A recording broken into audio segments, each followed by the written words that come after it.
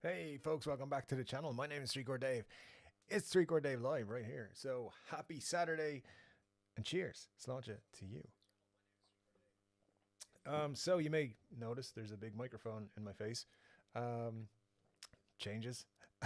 So yeah, just bringing back out the microphone. Bought some new equipment this week. Want to see how it works. So as I've mentioned before, every time the channel makes money, it goes back into the channel. So I've bought some equipment. Hopefully you guys are all hearing me good and sound is better than it has been.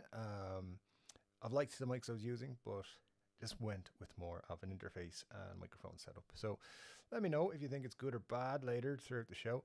And thanks for joining me. Obviously, we've got a few news pieces popped up this week. If you follow my socials at all, whether it's Facebook or Instagram or no, I didn't post anything on Twitter, but somewhere I posted a few places about the Epiphone Jerry Cantrells, and those are almost here. I believe they'll be making an appearance next week and shipping towards the end of next week. So we'll talk a bit more about those in a bit and a few other things. But first of all, thanks so much for joining me.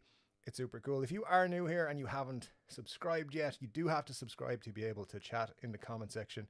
And if you chat in the comment section, all of the folks who are here on a weekly basis, and you know, whether it's your first time or your 29th time here on Chord Dave Live, we have a good community. So just remember to keep it cool and you know, just show everybody that Chord Dave love. Anyway guys, thanks so much for joining me. Let's check out what we've got in the comments, because this is what drives it all. By the way, two things I want to mention at the start. First thing is, I may be interested in buying a gold top, but I want to know what you guys think is the best gold top that you can buy right now, whether it's a new model or an old model. And the second thing is, you know, you guys know I love doing my show Guitar Wish List every Monday, but I kind of want to open it up to you guys a little bit. So I'm interested to know, what guitars would you like to see appear on Guitar Wish List? And if we get a guitar that gets more than one or two mentions, it might happen very soon. I'm going to be recording a batch of guitar wish lists tomorrow. So if there's anything particular you'd like to see, let me know now and I'll see what I can do for you. All right, let's jump in to the comments and the chat and see how we get on. All right, so Scott Bugfoot, nice to see you. Scott, almost always the first one in. John is here. Thanks to see for popping by, John. Nice to see you as always. Marcia says, hey all, nice to see you. Been a rough few weeks. I lost one of my 4 permanent medical aids and tons of replacements since. Oh, sorry to hear that. But made it to TCD today, so it's good for 2 hours. That's pretty cool. And Marcia, of course, reminding everyone to hit that like button, because that helps the channel, and it surely does. Do appreciate that if you hit that like button, and make sure you're subscribed. Cushman NYC is here. Nice to see you, Cushman. Thank you for dropping by. And Ryan is here as well. Thanks, Ryan, for popping by. And Ryan, you posted a nice picture of a guitar on our Facebook page that you just picked up. If you want to swing by there and check that out at some point, something very cool indeed. Let me see, what else have we got?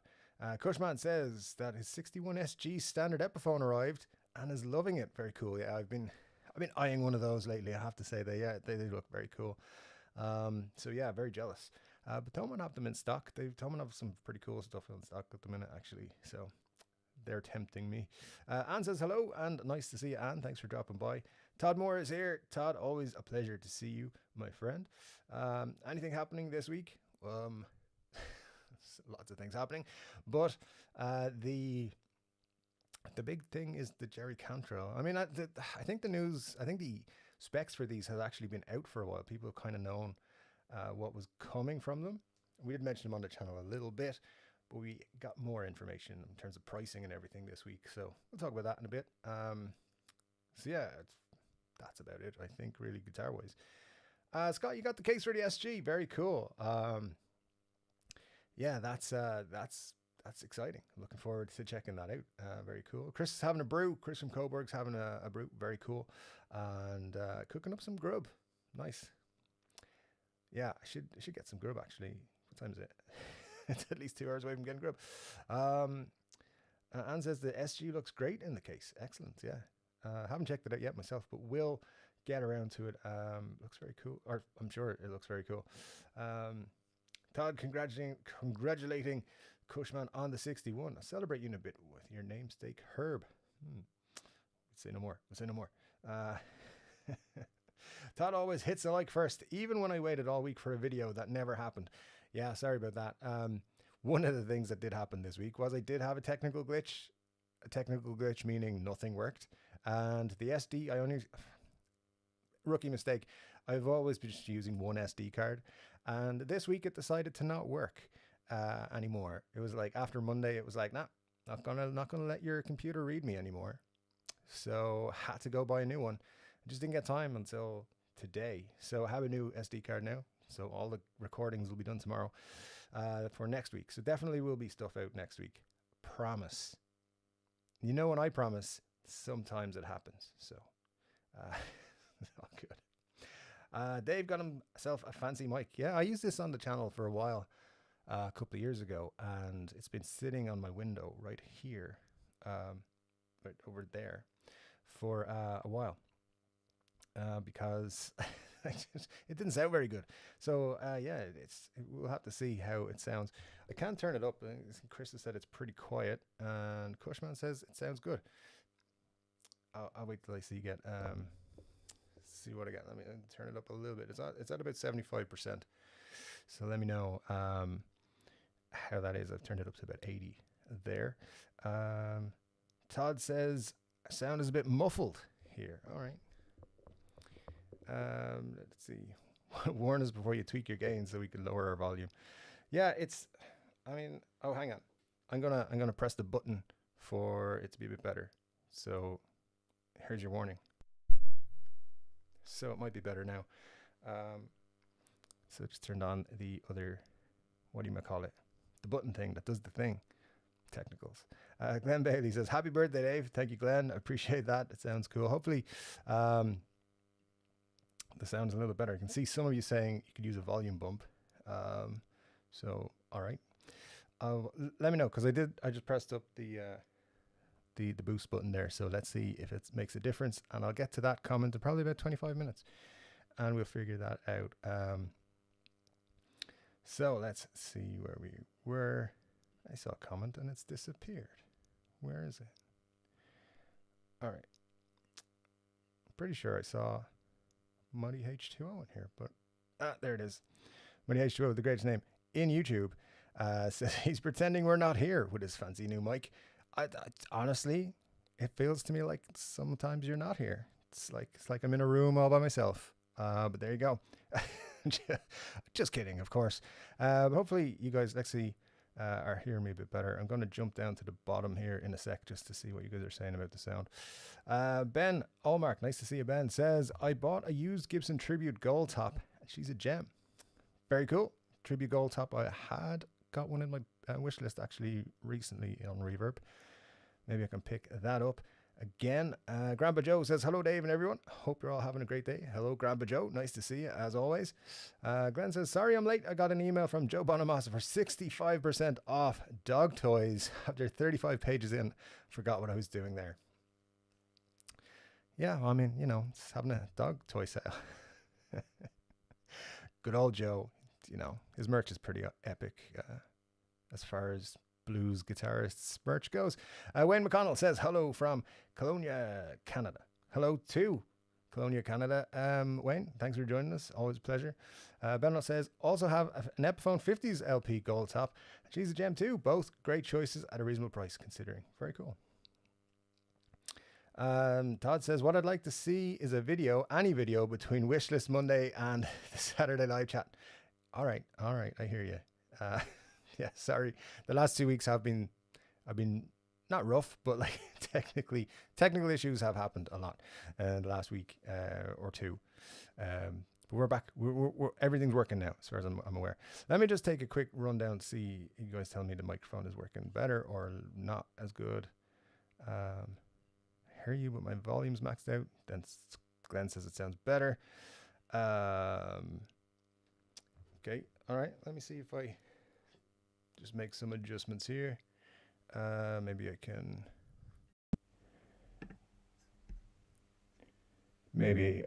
Oh, hang on. No, this is the one I want to go. I'm going to take that one off. Is that 100% on that? All right, guys, that is pretty much as high as it can go at the minute. So let me know if that's any better. I'll come back and check that in a second. Hopefully it is good for you guys there. If not, we'll just go back. Look, if it's bad, we'll just go back to where it was or what we were using before, which means I'll just disconnect the fancier mic and just go back to the MacBook mic, see how that goes. So let me know. We'll try it out for the next 5 to 10 minutes and see how it is. Mic sounds more realistic, little bit of a hiss. And you're on the quiet side, probably use a compressor and boost gain or something. You might want a pop filter. Yeah, that's definitely something I should add to it there. It's using this Focusrite Scarlett, so that I literally just plugged in not so long ago. So I need to maybe adjust some settings and things like that for it as well. So let me see, harder to hear. Okay. So definitely might just go back to the MacBook for this evening and then try and figure it out for next week. Gold tops have been growing on me lately, says Glenn. Not sure what brand. What I think gold tops are nice looking. Yeah, I've always wanted a gold top, always liked them. So I think it might be time to add one to the collection. Scott says pictures on the Facebook page of the SG case. Very cool. Looking forward to checking it out. Ben says another gold top option is a new Yamaha Revstar. Yeah, that's a good shout. Comes in gold top and looks sharp. Very cool. All right. Yeah, definitely worth checking out. Money Head shows 75% off the Bonamassa limited edition authentic hemorrhoid cream in a Flying V tin as well. Better hurry. Nice. Yeah, there's good deals on the hemorrhoid cream, I believe.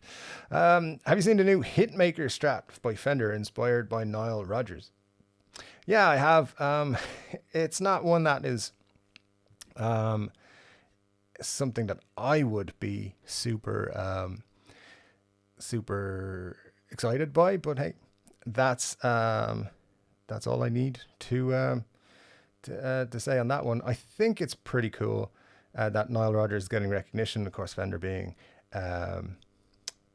pretty good at giving people like that the signature models. It's not just always the same people time after time after time like a certain other company that give out signature models, but yeah, to me it's just a white Strat, so it's not super cool. Let's see here. So I just dove down to the bottom. Sound is much better, sound is good, volume is much better. Al saying I need a producer. I do. If anyone out there is a producer and wants to work for free, that's definitely something you can do.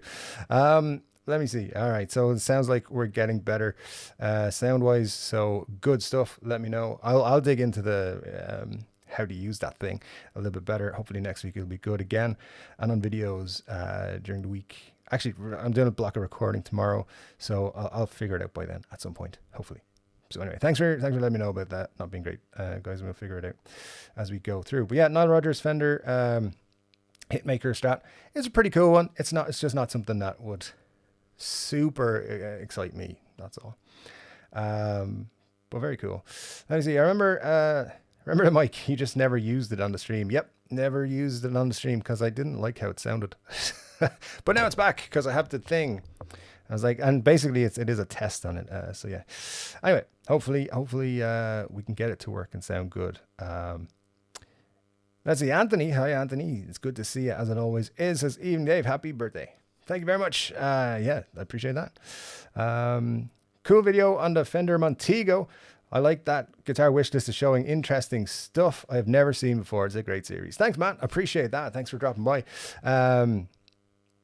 It is something that I enjoy making, so it's cool, yeah, to look at these other guitars that kind of are lesser known, because like a lot of folks have said, you get Strats and Les Pauls and Tellys and SGs all the time, so it's nice to kind of check other things out. Now, don't get me wrong, there's going to be SGs and Strats and Tellys and Les Pauls on it as well, different variations and stuff like that, but it's also nice to put these other things on it.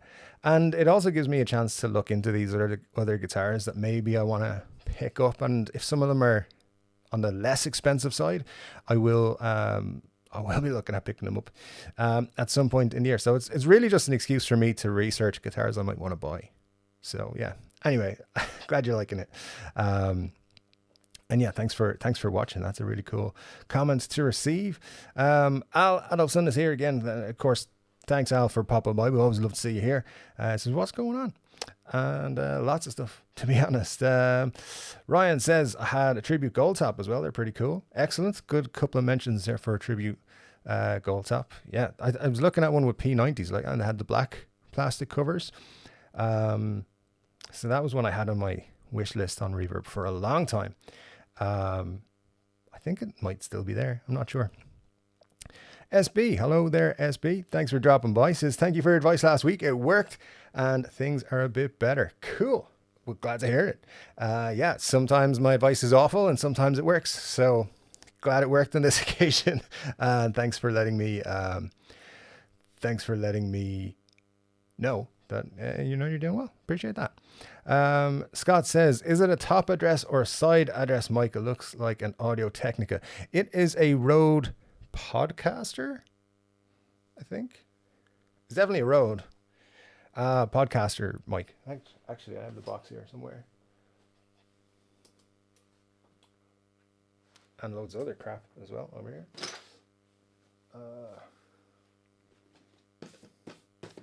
So this is it. The pod mic from Rode.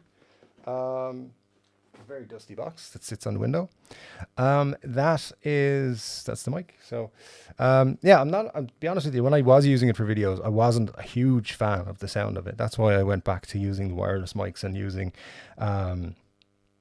then just for the live stream using the MacBook ones, because they sounded better than anything else I was using on it. So essentially it's just a test. If I do come across more comments saying the sound isn't good later on in the stream, I'll just disconnect it and use the MacBook, to be honest, and we'll figure it out in other ways. I do some other stuff with mics that it does sound good on. I was using some voiceover stuff and that kind of thing, and it sounds okay for that. So but we'll see if it works, it works. If it doesn't, it's cool. We can use other things.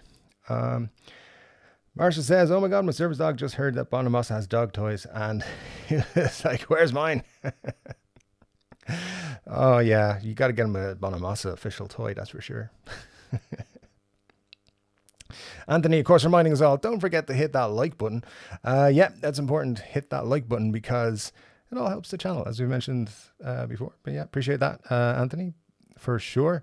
It's better, but the volume's still back there. Okay, we're back where I popped down to on the sound. It's much better. It's a great mic, way better now.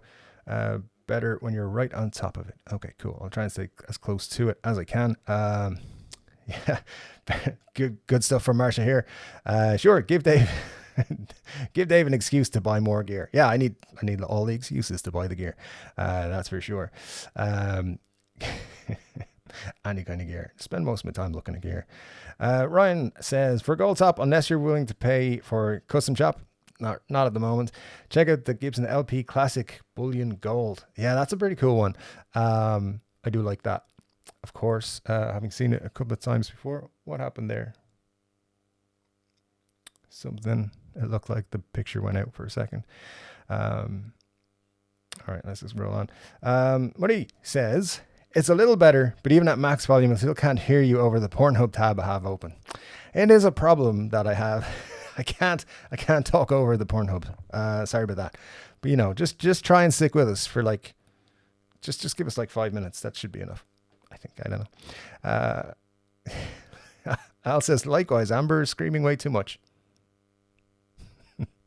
Just gonna roll on here. Thanks, guys. Dennis said, just got home from work, jamming on my Jimmy Page Dragon Telecaster through my original 68 silver face Fender Champ. Life is good. Dennis, you just popped in to make me jealous. Is that right? Because that's what you've just done. Appreciate you dropping by. That's very cool. Those Jimmy Page Dragon Telecasters, so tempting. So tempting. Very cool guitars indeed. Yeah, more signatures like that, please. That'd be cool. Benny Larson's here. Nice to see you, Benny, as always. Says I'm late, but I have cookies and beer. Cookies and beer. It's like the second best combination with beer. Nice to see you. Let's see now where we are. Ryan says, Money H2O, I think we've all had that problem. Guys, if you could just like turn off the Pornhub tab while you're on the stream, I think that would be the best thing to do. It doesn't, I mean, we could do a crossover episode maybe one day. I'll see what I can figure out on that. Scott says, I know very little about gold tops. I'm more interested in the back finish. The backs are interesting because sometimes I really hate like a dark back, and other times I really like, only seeing like same finish on the front and the back, and vice versa. So yeah, it's weird. I don't know where I stand on backs at the minute, but what I do know is that when it comes to gold tops, I'm very interested in Gold Glory. That's where I stand on that. I think the Gold Glory, I might have to just say screw it and buy one, or get in a waiting list to buy one. Thoman told me that they're going to have some in 4 weeks, 4 to 5 weeks, and they reckon that'll be their last shipment for a while. So yeah, I might have to jump on that one because I don't think they're going to get them back in after that. But we'll see. Hey to everyone I didn't say hi to. That's from Marsha. So thanks, Marsha, for saying hello to everybody. Robert is here, says hi. Hi, Robert. Good to see you. Thanks for dropping by once again. Let me see. Muddy says, sounds like you're whispering through a small hole. Oh, damn it. What are those things called again? Don't know. No, I'm sure Glenn's going to tell us, but no, sorry. Mic sounds good now. Cool. Let's see. I think you'd be better off with a shotgun mic and some acoustic treatment. Acoustic treatment is badly needed in this room for sure. Again, it's hopefully just going to be a temporary situation here. Still hoping to be leaving soon, like by the end of the year. But we'll see how that goes, because getting a place to live in this country I live in, almost impossible right now. It's just the Wild West, pretty much. But we'll see. It's still a hope. Talk to Town is that Fender is more prevalent in bands than Gibson. Oh yeah, Al, I've been watching that story develop all week, and I think it's kind of weird. I don't even know if it's maybe something that was planted by Fender, because it just seems like a weird thing to come up, but we'll talk about it in a bit. I do have a video planned, not really specifically to talk about that, but to give out about Gibson. Pushed on to do so by the guitaristas. Comments telling me that I should do it, just to give out about some of the things I want to give out about, and triggered very much by the Epiphone cantrells that are coming out next week. But I will reference that in terms of the Fender being more prevalent than Gibson thing. Gibson have their business model, and it's not the same as Fender's. They don't care what bands are playing them, because the people who are buying their guitars are not really listening to those bands. They're listening to the same bands they listened to in the 70s and 80s and the 90s, and they're not so they don't care. At the same time, PRS weren't heavily featured at Coachella or whatever festival they're talking about, or Ibanez weren't, and I've seen other YouTubers talk about it and be like, yeah, Gibson want to sort themselves out. Gibson are making more money than they've ever made. They don't give two shits about who's playing what. Let's be quite honest with you. They're making more money. Think about it. Every time they release a limited edition, it sells out. Every time they put out a guitar, it sells out. So they're doing really well. They really don't care what bands are playing and what's not. What they care about are the dentists and the lawyers and the doctors and the people who have money in the bank to spend 50,000-60,000 on a guitar. Are they still buying Gibsons? Because if they are, cool, they're doing their job. That's all they care about. And the rest of us, they'll throw us a few scraps every now and then, but that's all it is. But yeah, we'll get into it more when we talk about the Epiphone cantrells, because they're pricey. I don't know if you saw the posts I made, but they're getting up there price wise, and it's something I've been warning you guys was coming for the last, I think I've been saying it for about 6 months. We're seeing more and more expensive Epiphones coming, and like Gibson pricing is going to start at 1,500. That's where it's eventually going to be currently. And I checked this before the stream started. You can pick up a Gibson for about €1,000, brand new from Thoman. Now you're talking about a tribute, and no bells and whistles, no fancy finishes, stuff like that. But you can get a Gibson for €1,000. You're in terms of the Epiphone equivalent, that's going to go up as well. That's going to end up being around 1,400 for an Epiphone, but it'll be an all bells and whistles Epiphone. So they're going to be asking questions. Do you want all the bells and whistles, but it says Epiphone, or do you want like a very basic guitar and it says Gibson? And there will be about $100 difference in that price. You're going to be paying $1,500 if you want a Gibson, and if you want an Epiphone, up to about $1,400 altogether. And Epiphones will continue to go from like 99 up to that price, and it's 2 years or so away from that being the actual market strategy, but it's coming. So just brace yourselves. For example, this guitar right here, the Jerry Cantrell Prophecy, which is coming, which will officially be announced. I don't have full specs on it yet. I know they're fluences in the pickups, and it's an ebony fretboard and so on and so forth, but I don't have anything else on it. But that is going to be about €1,200 when it's all actually released, which that's just crazy. It's crazy money for an Epiphone. And you know, the regular Prophecies, you can pick the regular Prophecies up starting at $799.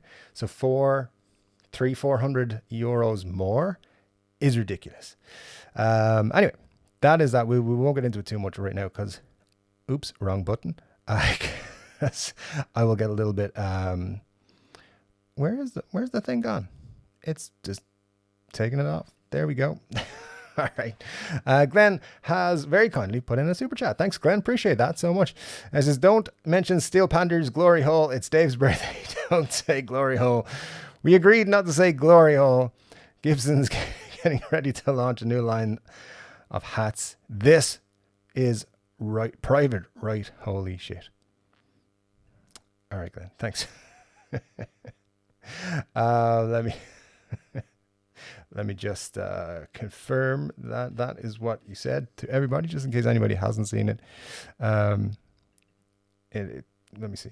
Where's it? It should come up here. There we go. You can see Glenn's glorious glory hole. Super chat. Appreciate that so much. Thank you. Super cool of you, Glenn. Thank you very much. I will leave that on the screen for a bit and then take it down. I just figured out how to take it down. Awesome. All right, we're rolling on. So let's see where we are. Oh man, lost my place. Oops. It's not going well. There we go. I think. Yeah. So Money H2O says Nile Rodgers Strat is pricey, but that 59 neck profile is very nice. I've had it on a few of my custom shop Strats, sort of like an R9 profile. Very cool. Yeah, if that's the case, then it's kind of a cool crossover. I'll be honest, I haven't looked into it too much. I just saw the promo video they did, I think I saw that, watched it once. But, you know, like Nile Rodgers has had so many big hits, or been involved in so many big hits. And he's apparently a very nice guy as well. I know a couple of people who, not worked with him, but who've come across him at certain times and said he's a very nice guy. But that's cool if it's like an R9 profile. It's interesting. I didn't know that. What is the type of guitar that at this point have no interest in? For me, it would be hollow body electrics. That's from Anthony. No interest in whatsoever. Is there a guitar I have no interest in? Watch me go and buy one of these next week. But kind of the Acoustasonic. The more and more I think about whether I want one, I'm like, I can't ever really see myself playing one. So probably an Acoustasonic. Don't see myself picking one of those up. But as I said, that probably means I'm going to pick one up next week. So yeah, we'll see what happens on that. But yeah, not really interested in those. Hollow bodies I like. It's in my top 3 is my PRS SE Custom 22 semi-hollow. That's a beautiful guitar. It plays really good. So yeah, I do like a semi-hollow, I have to say. But interesting that you're not interested in them. Yeah, let me know what your thinking is on those. Go complain to Rose. Tell them your chat was up in arms about the mic. Maybe they'll send you a better one for free. I don't know. Rode though on bad chat press. Yeah, we could do that. We could push them, be like, hey, watch my live stream. People were giving out about it. It might just be the focus, right? It might just be the settings. I don't know. I'll have to check it out and see. I said, haven't really been playing around with it too much. I'm sure it's probably me that's the reason for it. So let me see. I'll jump into the down in the chat again. Try not to lose my place this time if I see any more reports of it not being great. But Money HO with a super chat. Thank you so much, sir. As always, super kind of you and really do appreciate it. And let me see what you have said this time. Speaking of glory holes, I would appreciate your new employer, Amazon, stop sending me advert emails about them. All my doors already have them. Well, sir, I do not work for Amazon, but thank you. And I will pass that message along directly to my new boss, Jeff, he's going to space next week, I think, or he went to space or something. He's in space. He's a space head. I don't know, but I'll pass that on. I promise. If I actually pass that on to my boss, I think she would lose her fucking mind. But anyway, yeah, I don't tell anyone in work that I have a YouTube channel, by the way. So if they ever come across it and they're like, why do you have a YouTube channel talking about glory holes every Saturday? That's not what it's about. It's I actually think it'd be really funny if they did find that out. But anyway. Al says, I'm one of those old fogies who listen to Page, Clapton, Allmans and others playing Les Pauls and SGs, and also friends playing in bands that I hung out with played LPs and SGs. Yeah, for me, the reason I was like a Gibson fanboy coming up was, well, Pete Townsend played an SG and I always thought it was very cool. I had a picture of Pete Townsend on like one of my books in school and he was playing an SG. I also had like the Stereophonics were pretty big in the 90s, and Kelly from the Stereophonics played an SG. And the same thing, people like Jim Page, Clapton, Slash, of course, people like that playing Gibsons. It's just like, hey, Gibsons must be the cool one. But then again, when I went to buy my first ever guitar in the guitar store, my dad was like, you know, pick out whichever one you want. And they were all like, you know, the guitar store I went to, the choice was you can have this kind of knockoff or that kind of knockoff. And so it was a Les Paul like special type. It was a knockoff. But my dad went up to like pay for it. He was getting sorted out at the counter and I ran up being like, oh, we could get this one instead. It's a Les Paul. He was like, yeah, it's the exact same guitar. I think I've told you guys that story before. That's how little I knew about guitars now. And I've learned 3 facts since about guitars. Yeah, definitely was confused about it. But yeah, it was like the Slash and so forth that made me want to play Gibsons over the years. Scott says, the Podcaster, better sound than the Shure MV7. I just picked up the Rode NT1A. Rode have, for my money, always made pretty decent mics. I am still not sure on this one, though. I will probably test it out over the next week and see. Glenn says, how about Travis Bean TB500 on wishlist on Monday? Jerry Garcia played one while recording Terrapin Station. Yeah, Travis Bean. There's a Travis. What did I do a Travis Bean one? Or no, I think I did something very similar. Didn't I? Did a Hamer. So yeah, I will. Travis Bean is on the list to do at one point. I don't know if it'll be this week or in the next couple of weeks, but very good, Glenn. Yeah, I will put that. I'll write it down on the list for sure. Make sure I'll double check it's on the list for it. 5 minutes. I'm not a machine. You better become a machine. That's all I'm saying. Let me see. Scott says, Dragon is so cool. Wanted one, but didn't know if the MIM was worth it. Yeah, I mean, a lot of people giving some crap to MIMs, made in Mexico Fenders lately. I don't know. I've never had a super bad one. So, yeah, let me know your thoughts in the comments there, guys, if you have. Of course, the Dragon Telecaster Jimmy Page link is pretty cool. Maybe it's just that appeal. It's like, oh, this is the Jimmy Page model. I know. I also like the Chris Shiflett one that they did, the Shoreline Gold one. think that looks pretty cool. That's another made in Mexico one, but that was kind of made in smaller batches, I think. Could be wrong on that. Todd Moore says Dragon Telly needs a Supro amp. I said it. Yes, you did, and you're not wrong. Let me see. Matt says, agree the Hitmaker is pricey for a standard American production Strat. £2,300 is too much. I'm hoping for a Mexican Vintera type priced version. Yeah, it is pretty high. But I mean, yeah, what are you picking up American Strats for nowadays? Like, I think the professional 2s start around, they don't start at that much. They're like about 1,200, 1,300. So yeah, it's quite a premium from there. Now, I don't know. I haven't looked into it. I don't know the spec differences. So it might be something way, way better. You guys will have to let me know if you've checked it out a little bit. So let me see. We can see what we've got here.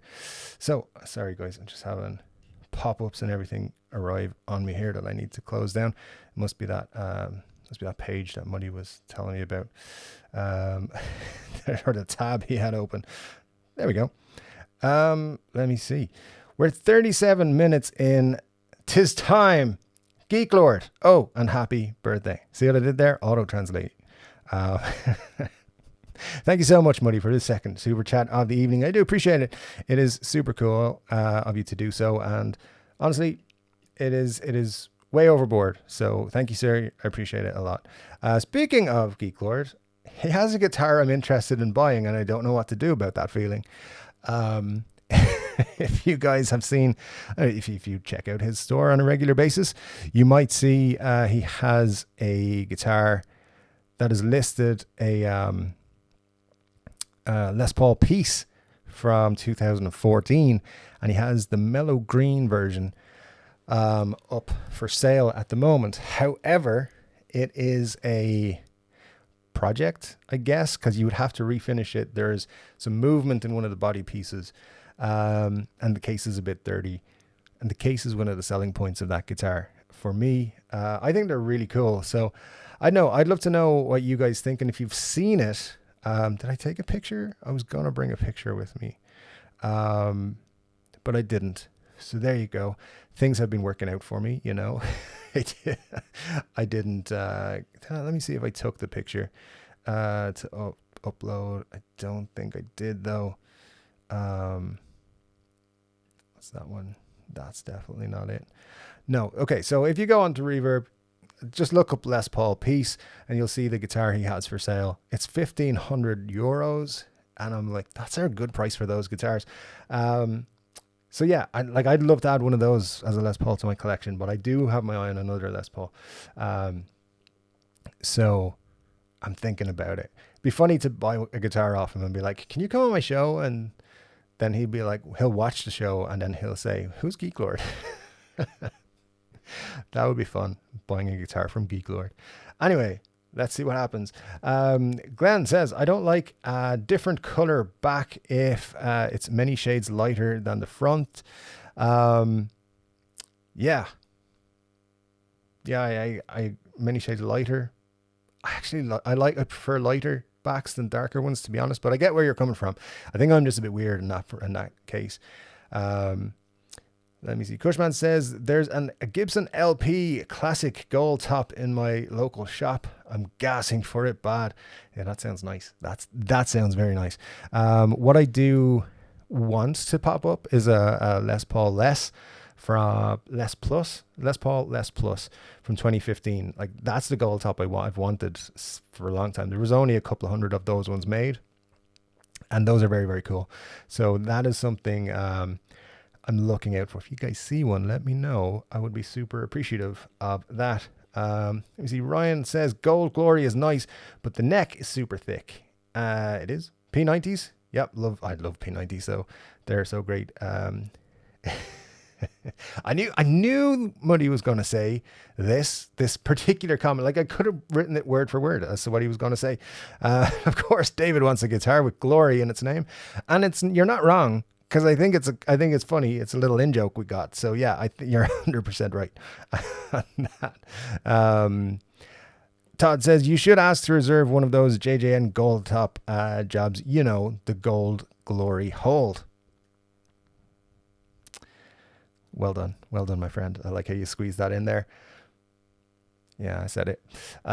Anyway, Ricky Compton. Nice to see you, Ricky. Thank you so much for dropping by. He says, I own both Gibson and Fenders and play what you say. I say play what you love and you can afford. Yeah, absolutely. I agree with you 100% on that. Which is why I own way too many guitars and probably play about 4 of them more than the others. Yeah, you never know. We'll see. We'll see how it goes. Something will get added to collection very soon, that's for sure. Asian Redneck is here. Howdy, y'all. Howdy, Asian Redneck. Good to have you, as it always is. Chris says MacBooks are big at Coachella. I've never been to Coachella, but like music festival doesn't seem like a place to bring your MacBook. So, I don't know. But yeah, it seems a bit of a weird one. Anyway, Gibson don't care if you buy their guitar because they can't make them fast enough. Same as PRS. That's quite true at the moment. That is quite true. I don't think they care anyway, but at the moment, it's definitely a huge reason why they don't care. Everything they make sells out. Everything they make, like for the last 2 years, they've had their best financial years ever. If the Henry J era was still going on, they'd still be having their best years ever. People are just buying guitars because there's people who are like, well, I can't travel right now. I'll buy guitars. And even though you can travel again and you can move around and you can go through all the steps and queue up at airports for hours and hours, people are still buying more guitars. So I don't know. The pandemic brought a lot of people into the guitar hobby and they're buying. And those of us then who would be buying anyway, because we're, gassing for stuff or addicted to buying guitar gear, we got to compete with them. So yeah, Gibson are definitely having a good year. I believe Fender are having an amazing year this year, like best year ever. I'm not sure if Gibson having their best year ever, but they're definitely having a very, very good year. For sure. So, yeah, you're 100% right. Al says, I've got 3 Gibsons and 2 Fenders, yet my Music Man is currently my go-to. Oh, Music Man, yeah. Didn't even think to look at Music Man. So now I'm going to remember that and check him out after the show. Good stuff. Where are we, guys? We're at 21 likes, 34 people watching. So if you haven't hit that like button, please do so. That'd be super cool and will help out the channel. Let me see. We also want to check a couple of things. So just in case you didn't see it, I did, and I mentioned it earlier. The Winos, the Wino Epiphone Les Paul, the Jerry Cantrell Signature Edition. It is coming. It's dropping this week. I say that it's dropping this week because I've been told that they are ready to ship from April 30th, which means they should be here this week. But that doesn't line up with the normal announcement dates of Tuesday or Thursday for Gibson or / Epiphone. So you're going to get these guitars. They're going to be either this week or next week. That's what we're looking at. So you got the White Prophecy, which it looks cool. As I've said many times, though, plain white guitars, just not my thing. But the Wino is very cool. And look, they're Les Paul Customs. Obviously, the Prophecy has a few extra features. It's more modern and so forth. And the Wino is essentially very much like that $10,000 guitar they released on the Gibson custom shop level last year. Yeah, I think it was last year. And people were asking about it ever since. I showed you on the channel that it was coming at that point. These are coming. I don't know. Did you guys... I do know some of you guys saw my Facebook post and my Instagram and all that sort of stuff. But let me know your thoughts because, as I said, the Wino is coming in at $8.99 in euros. I think the same in dollars. But the Prophecy, that's going to head up there. It's like 11 or 1200. I haven't got a confirmed price. Some joker on Reverb is trying to pre-sell these at 1,500 Canadian dollars. And I think, I don't know how many real dollars, sorry, Canadians, that works out at. And I don't know how many real euros it works out at either. So actually, it's about 1,150 euros. So anyway, that's what we've got going on there. That's the big announcement. I believe they actually have something coming very soon as well. So we might actually get another leak this week. If we don't get a full release of those guitars, there might be something else. let's see. Muddy H2O with yet another super chat, sir. You honestly are you're just too good to the person who runs this channel. Thank you so much. Super kind of you. Let me just drag it up here and highlight it for you. I'll just get it on the screen for a second. Oh man, it's way down. So, all right, here we go. Thanks so much, Money. I really appreciate it. Says Gibson can't make enough guitars to sell because they're too busy building replacements for all the QC returns. Sorry, I'm still bitter. Happy birthday. You should still be bitter. Like, if I was you, I would probably hate Gibson forever. I'd still buy their guitars because addiction. But, yeah, no, I would be bitter for sure. And if anyone's not sure why Muddy is bitter, it's because he bought his dream guitar and QC issues. He had to send it back. So, you know, which is not cool because when you buy your dream guitar from a company like Gibson, it should be super cool. It should be exactly what you dream it is out of the box. You might need some personal adjustments or a little setup or whatever, but yeah, it wasn't acceptable how you received that guitar. So yeah, you should definitely still be bitter for sure. And sir, thank you so much for all the support you give to the channel. It really does mean a lot. So thank you so much for that. And let me see if I can get back to where I was, and see if I can figure out what comment I was on.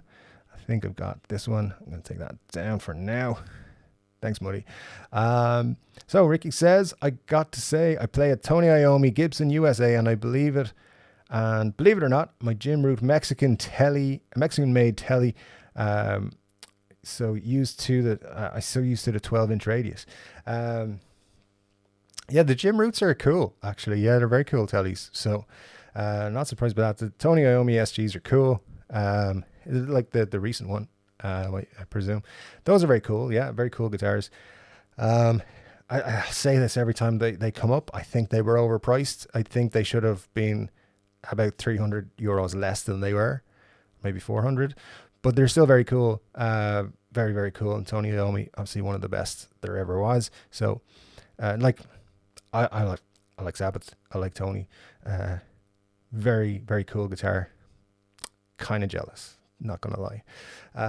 So Ryan says, I buy Fenders, Gibsons, or whatever I like and can afford at the time. It's stupid to me to rule out a brand entirely. Yeah, good point. Good point. I don't think there's a brand I wouldn't buy,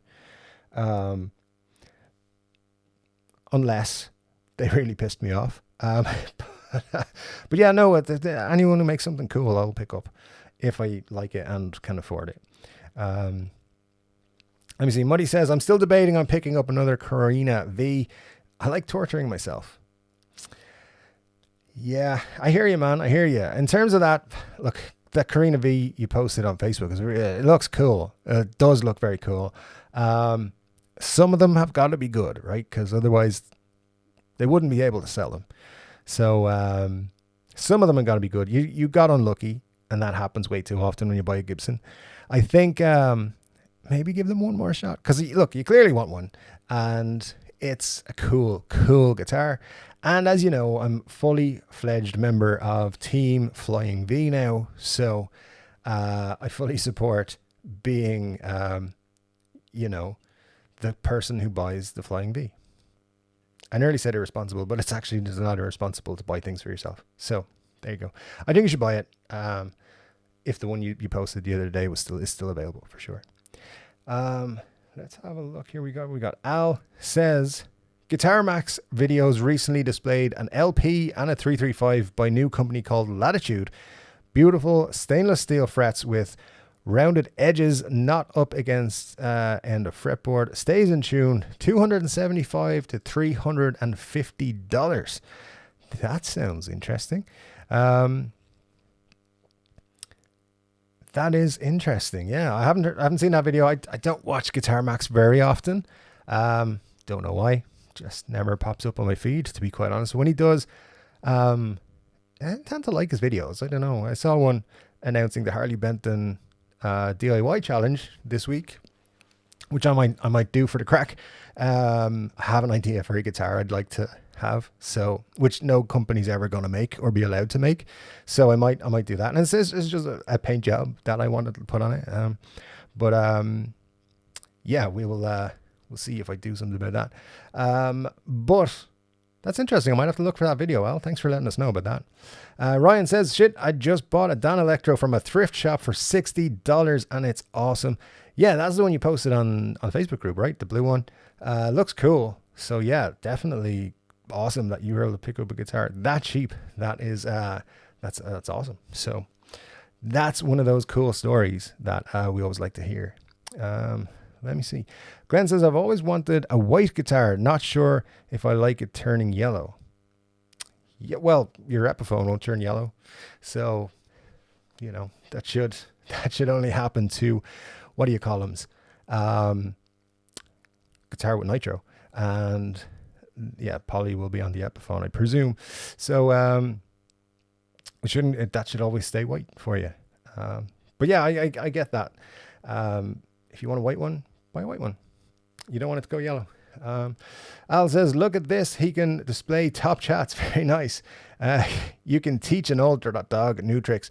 I mean, I knew how to do that. I just forgot about it quite a lot because this old dog has a bad memory.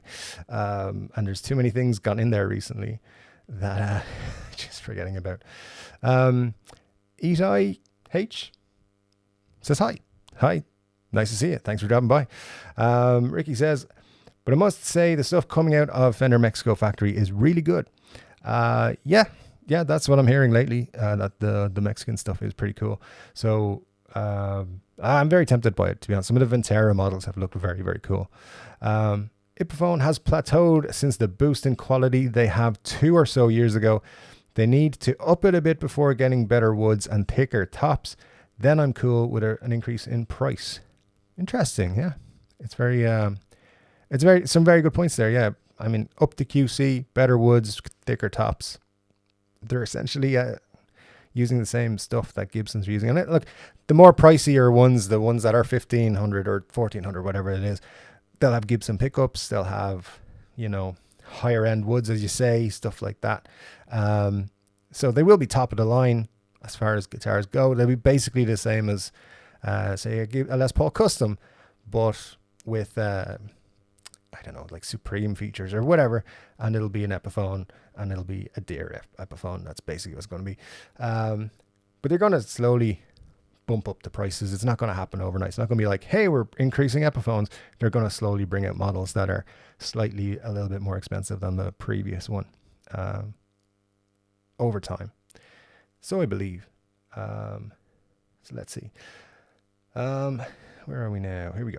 Matt says, Dave, Fender are not shy about high pricing either. Oh yeah, I know that. Yeah, for sure. But they do have cheaper models, way more than, and cheaper options than Gibson do.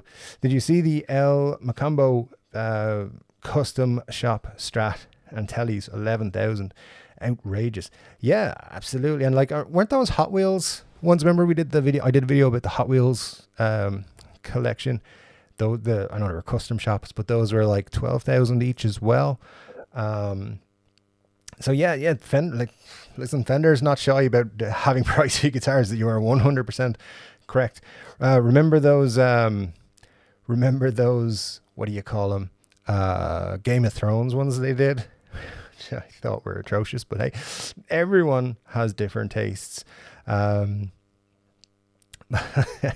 no, but I think where Fender has an edge price wise is that you can buy a guitar that says Fender on it, and people who don't know much about guitars don't know the difference between a Fender USA and a Fender made in Mexico, or a Fender made in Indonesia, or a Fender made anywhere else. And so you can buy a Fender for like what, $600 brand new. So that's enticing to people who want to buy the prestige brand or the famous brand or the popular brand, whatever it is. You don't want to have a Squier, you don't want to have an Epiphone, and you want the big brand, you buy the Fender. So yeah, that's where Gibson are missing out. Gibson are going to try and make Epiphone that brand as well. I don't think it'll work, but you know, that's just how I feel about it. Marsha has said, we definitely have the best super chats of all YouTube streams. No contest. We absolutely do. Powered in great numbers by Muddy H2O, the greatest name on YouTube, and copious mentions of glory holes and so forth. Sorry again to all the new people. We do have another super chat. Thank you so much to Ryan Byrne. Appreciate that, Ryan. Thanks a million. And of course, the tone just is where it is all the time towards the Pornhub Gold subscription. Thank you so much. You know, subscriptions got to be paid, so appreciate that. It means a lot to me. Thank you so much, Ryan, for chipping in. And as I said, every penny that comes into the channel, it goes back into the channel, whether that's in the case of microphones that may or may not work for the channel or other things. It definitely goes back in the channel. Appreciate it, guys.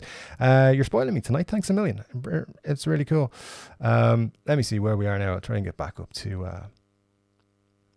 where I was. So, all right. Was it Guitar Max? Is that this one? I got to find it. Maybe I'm going to need to open up 2 windows so I can stay where I am. That actually makes sense. All right. Right. Al says, I've been checking out ERT Guitars to Earth Guitars. Their telly is beautiful. All right. Sweet. Yeah, definitely worth checking out. I haven't heard of them before at all. Marcia says, I know. Why does everyone keep saying Fender is cheaper than Gibson? I don't think it's true on the whole. If you really look at all the prices, some are priced lower, but 2/3 are about the same. Yeah, I think look, as I said, being able to pick up a Fender guitar for 600 is why people are saying it. You used to be able to pick up a Gibson for that, but not anymore. 1,000 is about the best you're going to get for a new one. Scott says, I cannot find any love for the Acoustasonic. I go through phases. Like this week, I'm not loving it. Next week, I'll be like, maybe I should buy one just because. Yeah, I don't know. I think maybe they'll change the Acoustasonic at some point and it will become cool. But for me right now, I don't know. There's just something putting me off it. So not sure. Ricky says, I bought an Ibanez RG 550, I suppose I will call it. Genesis in 2019, made in Japan. Awesome guitar, excellent fretwork. Excellent, yeah. Those are cool guitars for sure. They definitely fit a certain style, and yeah, they're very cool. Ibanez make some really cool stuff. Their 2022 lineup is pretty cool, I have to say. Let me see. Glenn says, there are some Acoustasonic in my local shop. Been thinking of trying one, but I don't have a lot of desire to. Yeah, when they came out first, I was like, oh, that's cool. I got to pick one of those up. And even when the Player series ones came out, I was like, oh, they're probably going to get me now. And every time I put one in my basket, or I'm thinking, yeah, I'll pull the trigger on an Acoustasonic, I'm like, yeah, but instead I could buy, and I can easily come out with 50 guitars I want to buy before an Acoustasonic. So yeah, probably not going to be buying an Acoustasonic. Although I have said I wanted to look at acoustics again. Maybe I'll look at an Acoustasonic instead. They just need a nice blue one and then I'll be into it.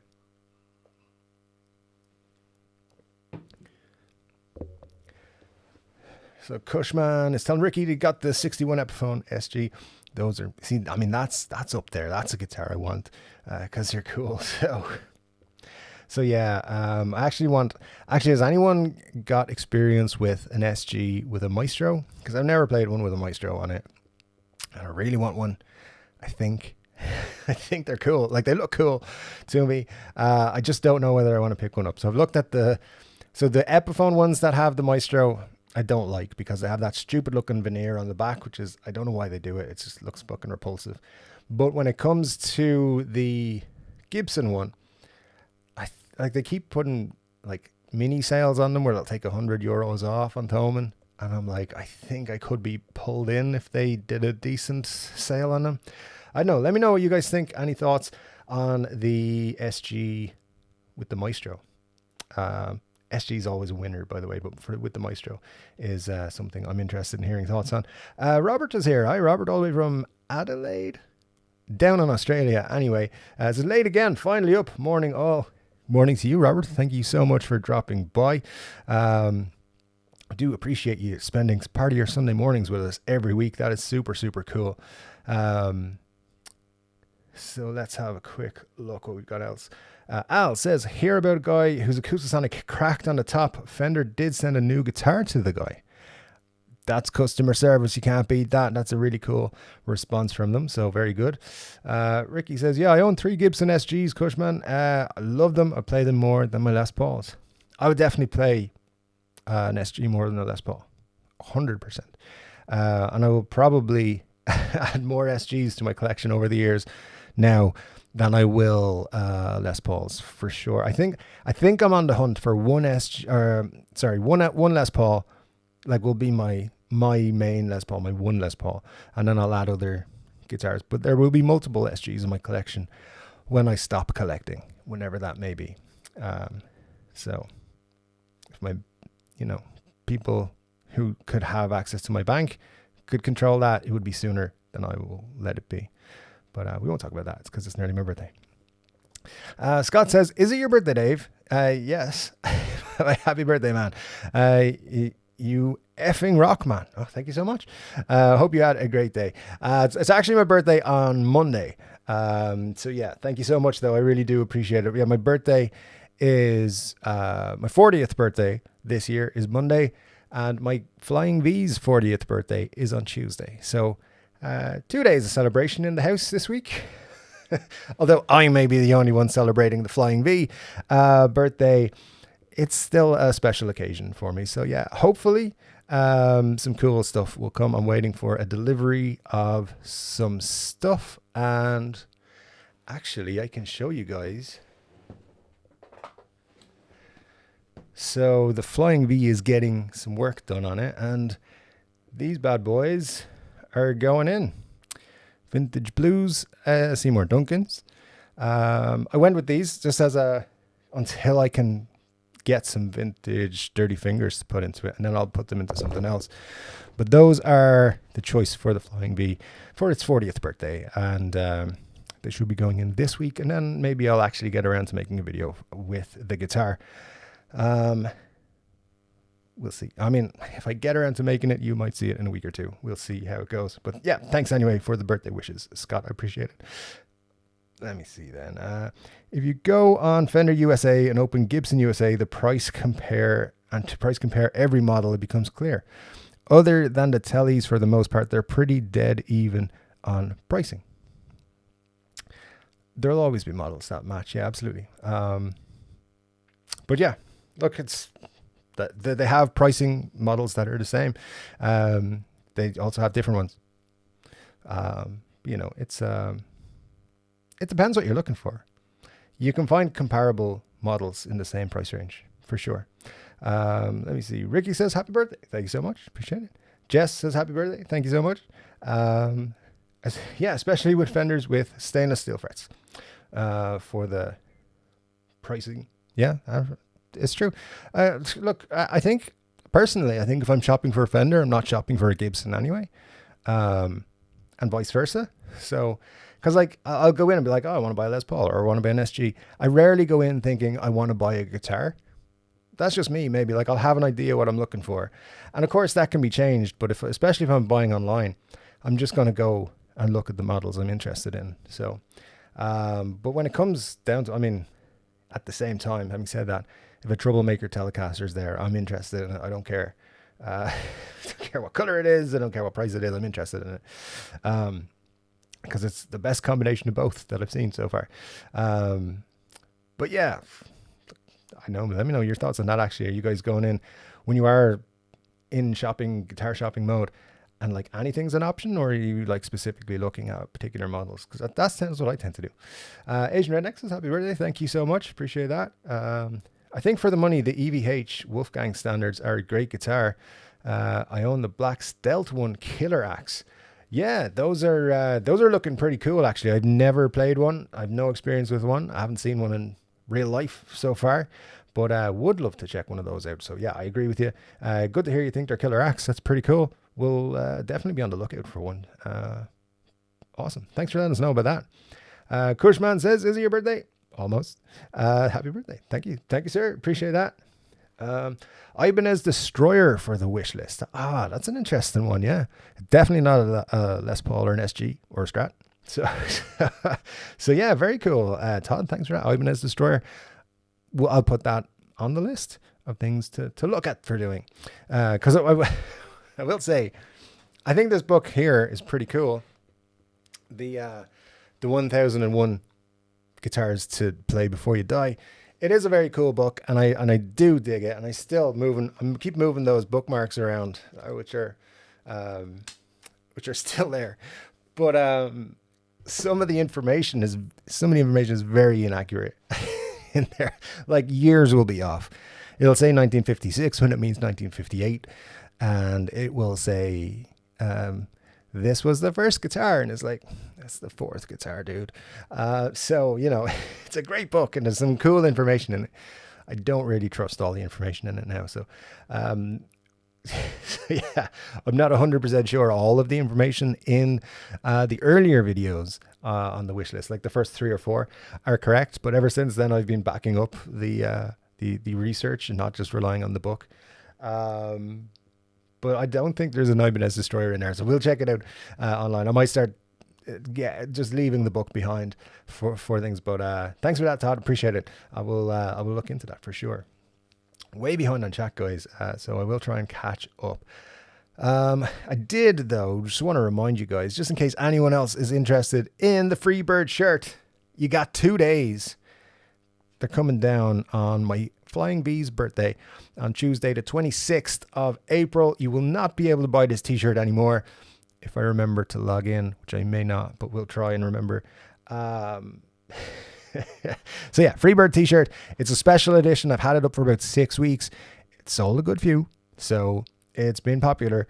It's actually outsold the standard 3-Chord Dave t-shirts. So if you want one, you got 2 days, and then it's coming down. It will not be coming back, at least not in green. So let's see what happens. New special edition will be up at some point next week. I'm still trying to work out the font. it may or may not say Geek Lord on it. We'll see what happens. Glenn says, it was Jimmy Page and Ace Frehley and LPs for me. I tried to get away from them, but always go back to them. Yeah, when you hear or when you see Jimmy Page in the 70s, and I was a kid in the 90s watching videos and things and being like, why is this the coolest music I've ever heard in my life? And then, yeah, so, you know, Jimmy Page, Ace Frehley, you can't go wrong. It's pretty cool stuff there. Hell, they sent it from Mexico to my house in a cardboard box. I was scared, but it was solid. That is, that's the guitar you mentioned. Yeah, well, nothing wrong with a good cardboard box. I mean, there is sometimes, but I'm glad it got there. Solid, nice and good. Glenn says, Ibanez Explorer, good choice. Very cool stuff. I had a picture of an Explorer I wanted to show you guys. I didn't upload that either. Oh well. I'll try and get that on before we finish. The Jag. The Jag you're waiting on is a Mexican, but I did question the price on that one. Yeah, you've been waiting quite a while for a few guitars, Scott. You definitely have more patience than I do, because I do not like for the Gold Glory. Was it 4 or 5 weeks? They said. I'm like, let me know when it's in. I don't want to like pre-order stuff. I'm very impatient when it comes to that sort of stuff.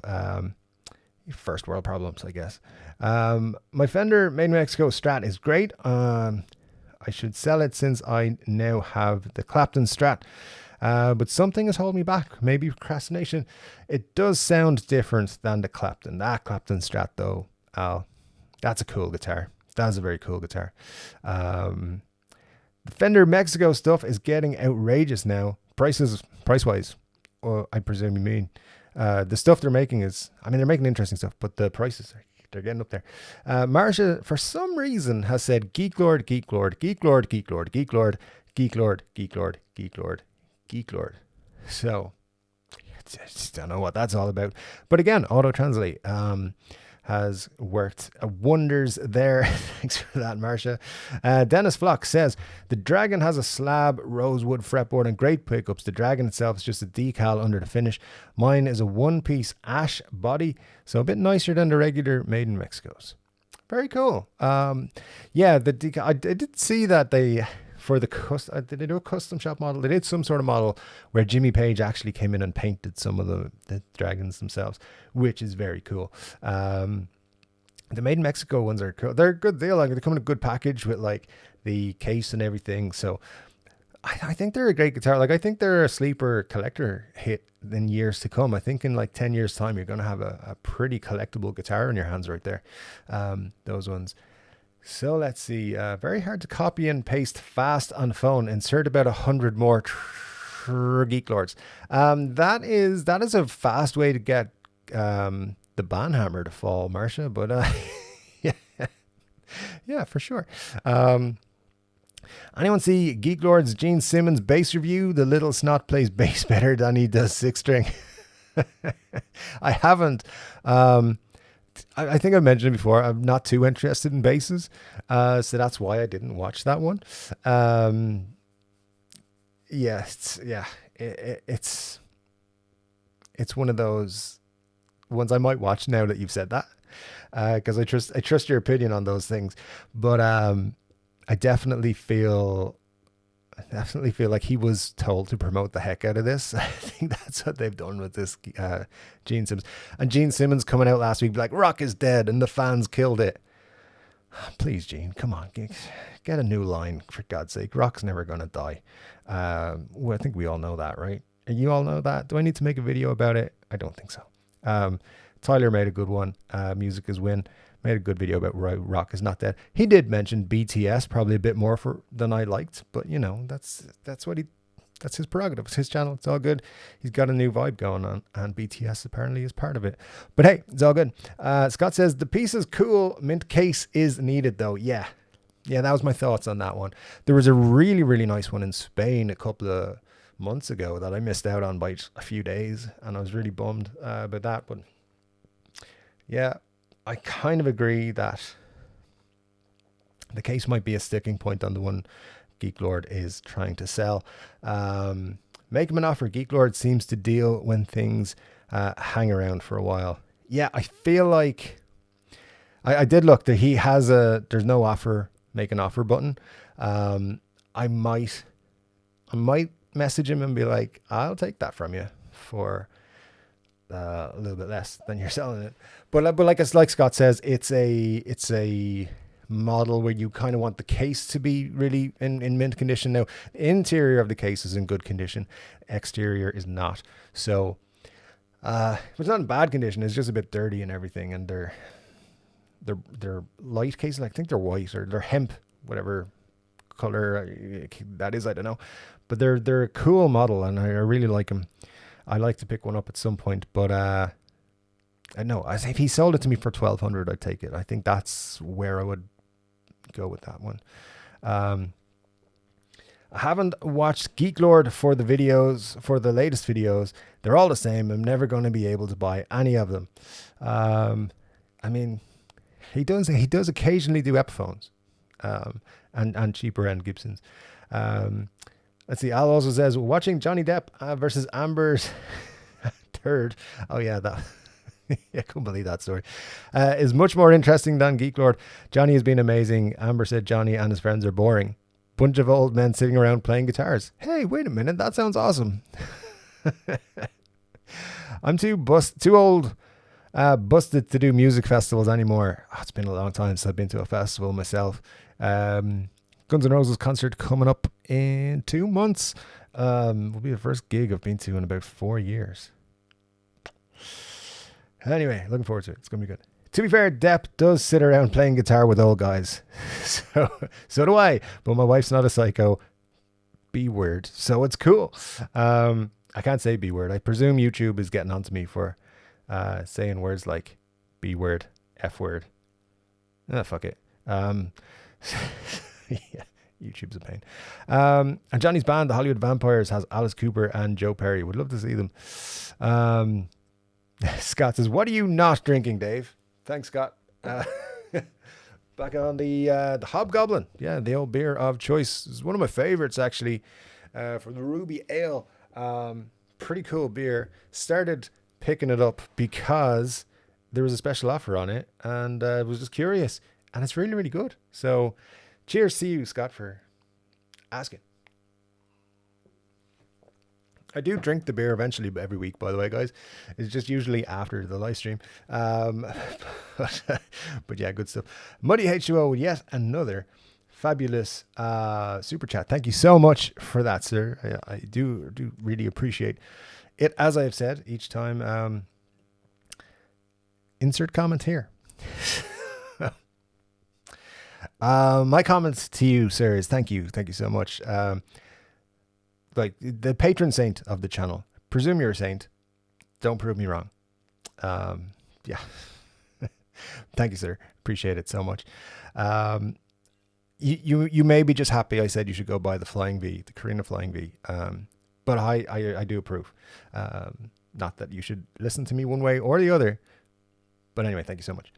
SB says, "I'm thinking about trading my Dinky for a good modded Strat, so I could put the strange U-neck from my other Strat. The body is ugly and the electronics are terrible." Well, if that's how you feel, that sounds like a pretty good trade, to be honest. Yeah, so if it is, if it's something you feel would be the best thing for you, you should definitely go and do it. If the body's ugly and the electronics are terrible, you got to either change the electronics, and I wouldn't recommend refinishes too often, but yeah, to me, it is important how a guitar looks and plays, obviously, or sounds. If it doesn't look good, you're not going to want to pick it up. So for me, it's important to make sure it's as nice as something that's you're going to want to pick up. That's the important thing. Cushman says, "I don't dig white guitars. You and I both." Yeah, white guitars, black guitars. For some reason, I just think they're so plain. Maybe nothing wrong with that. It's just, I know, it doesn't do anything for me. At the same time, show me a blue one, I'd be like, "Ooh, I like that. It's blue." Don't know why, because in other areas I'm like, yeah, blue. No, not really. So yeah, not super excited by blue, unless it's on a guitar. I think it's because I love Pelham blue so much, and it just kind of moves into other kind of the idea behind other shades of blue on guitars as well. Glenn says, the green peace plan looks good. 1500 seems good, but I would see if he takes offers.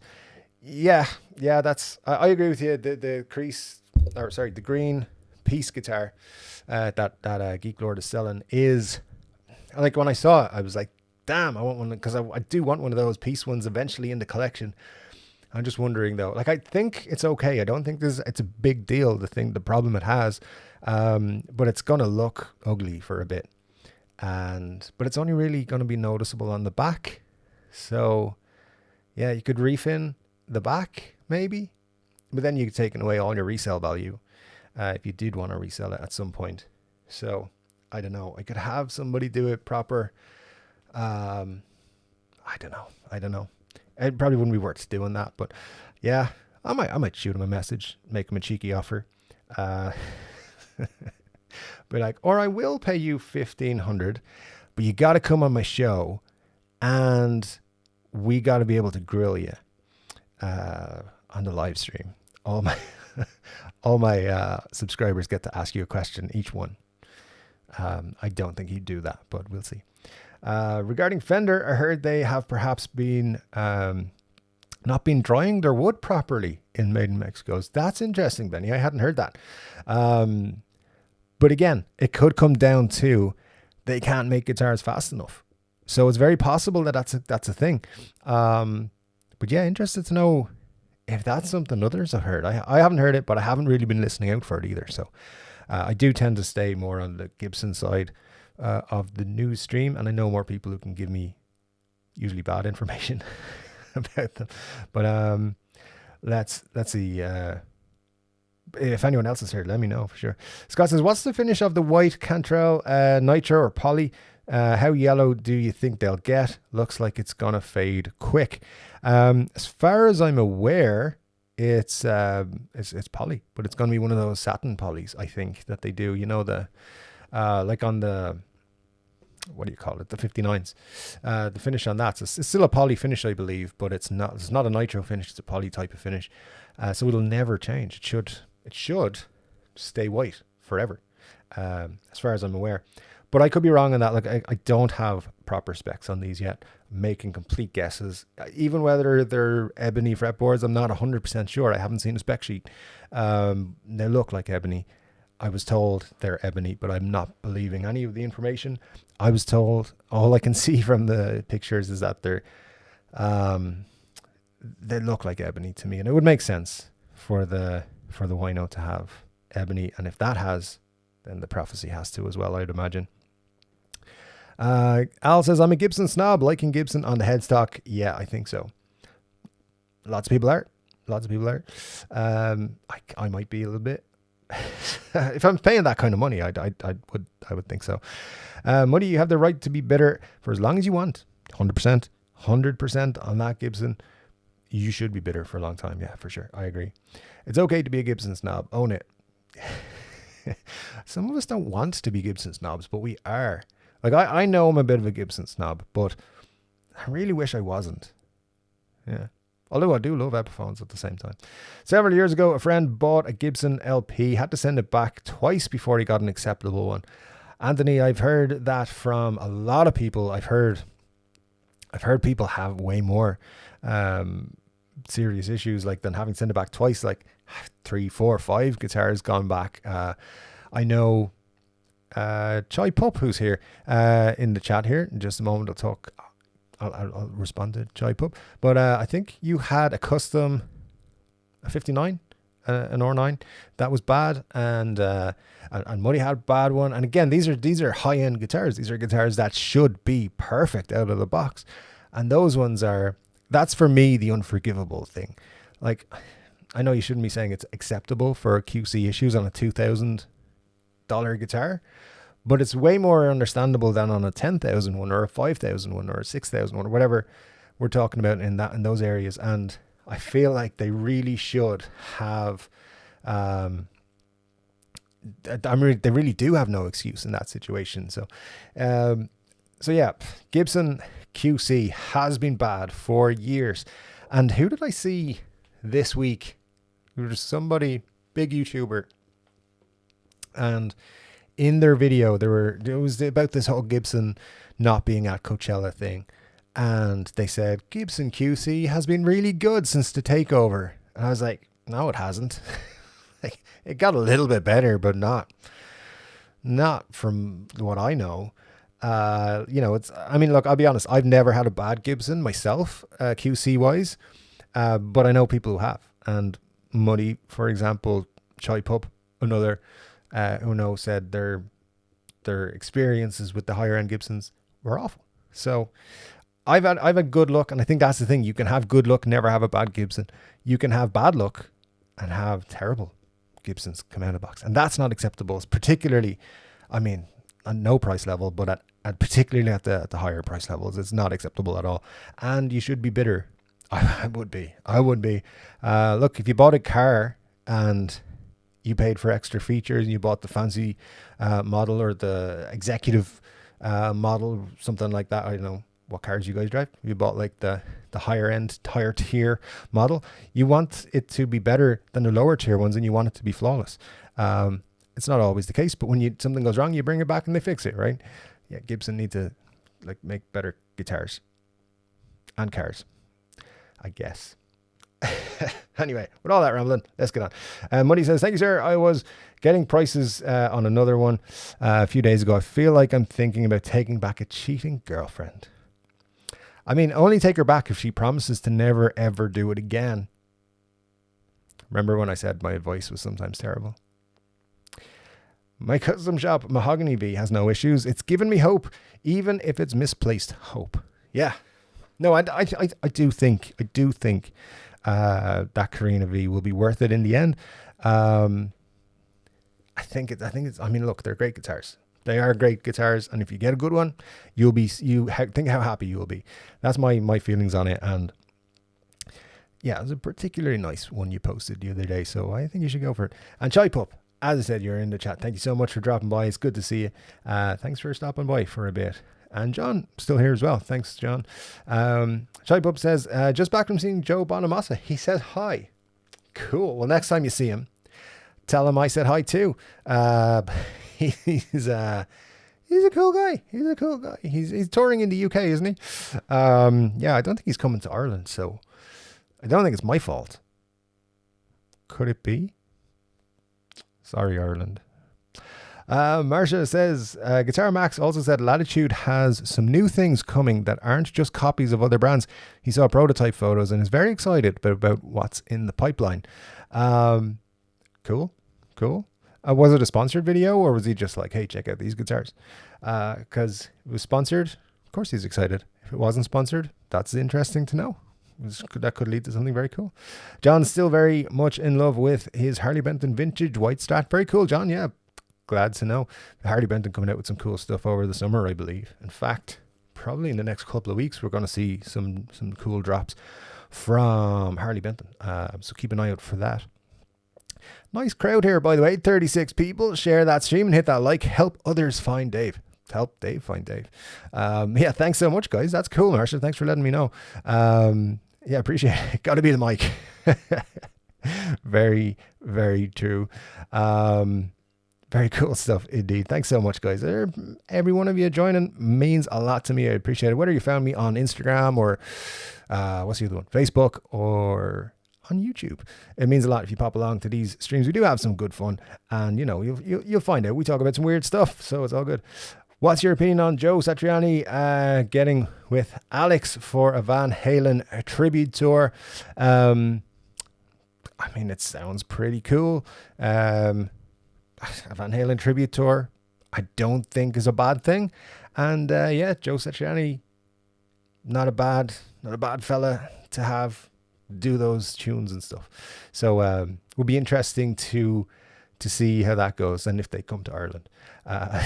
So yeah, no, that's I'll be honest with you, I didn't know about it, Glenn. So yeah, been a little bit off the music loop the last week or so.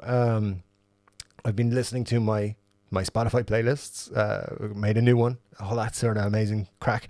So anyway, let's see what we can find out. I'm sure I'll catch up on music news. I tend not to look at music news as often because anytime I make a music news video, it does really badly.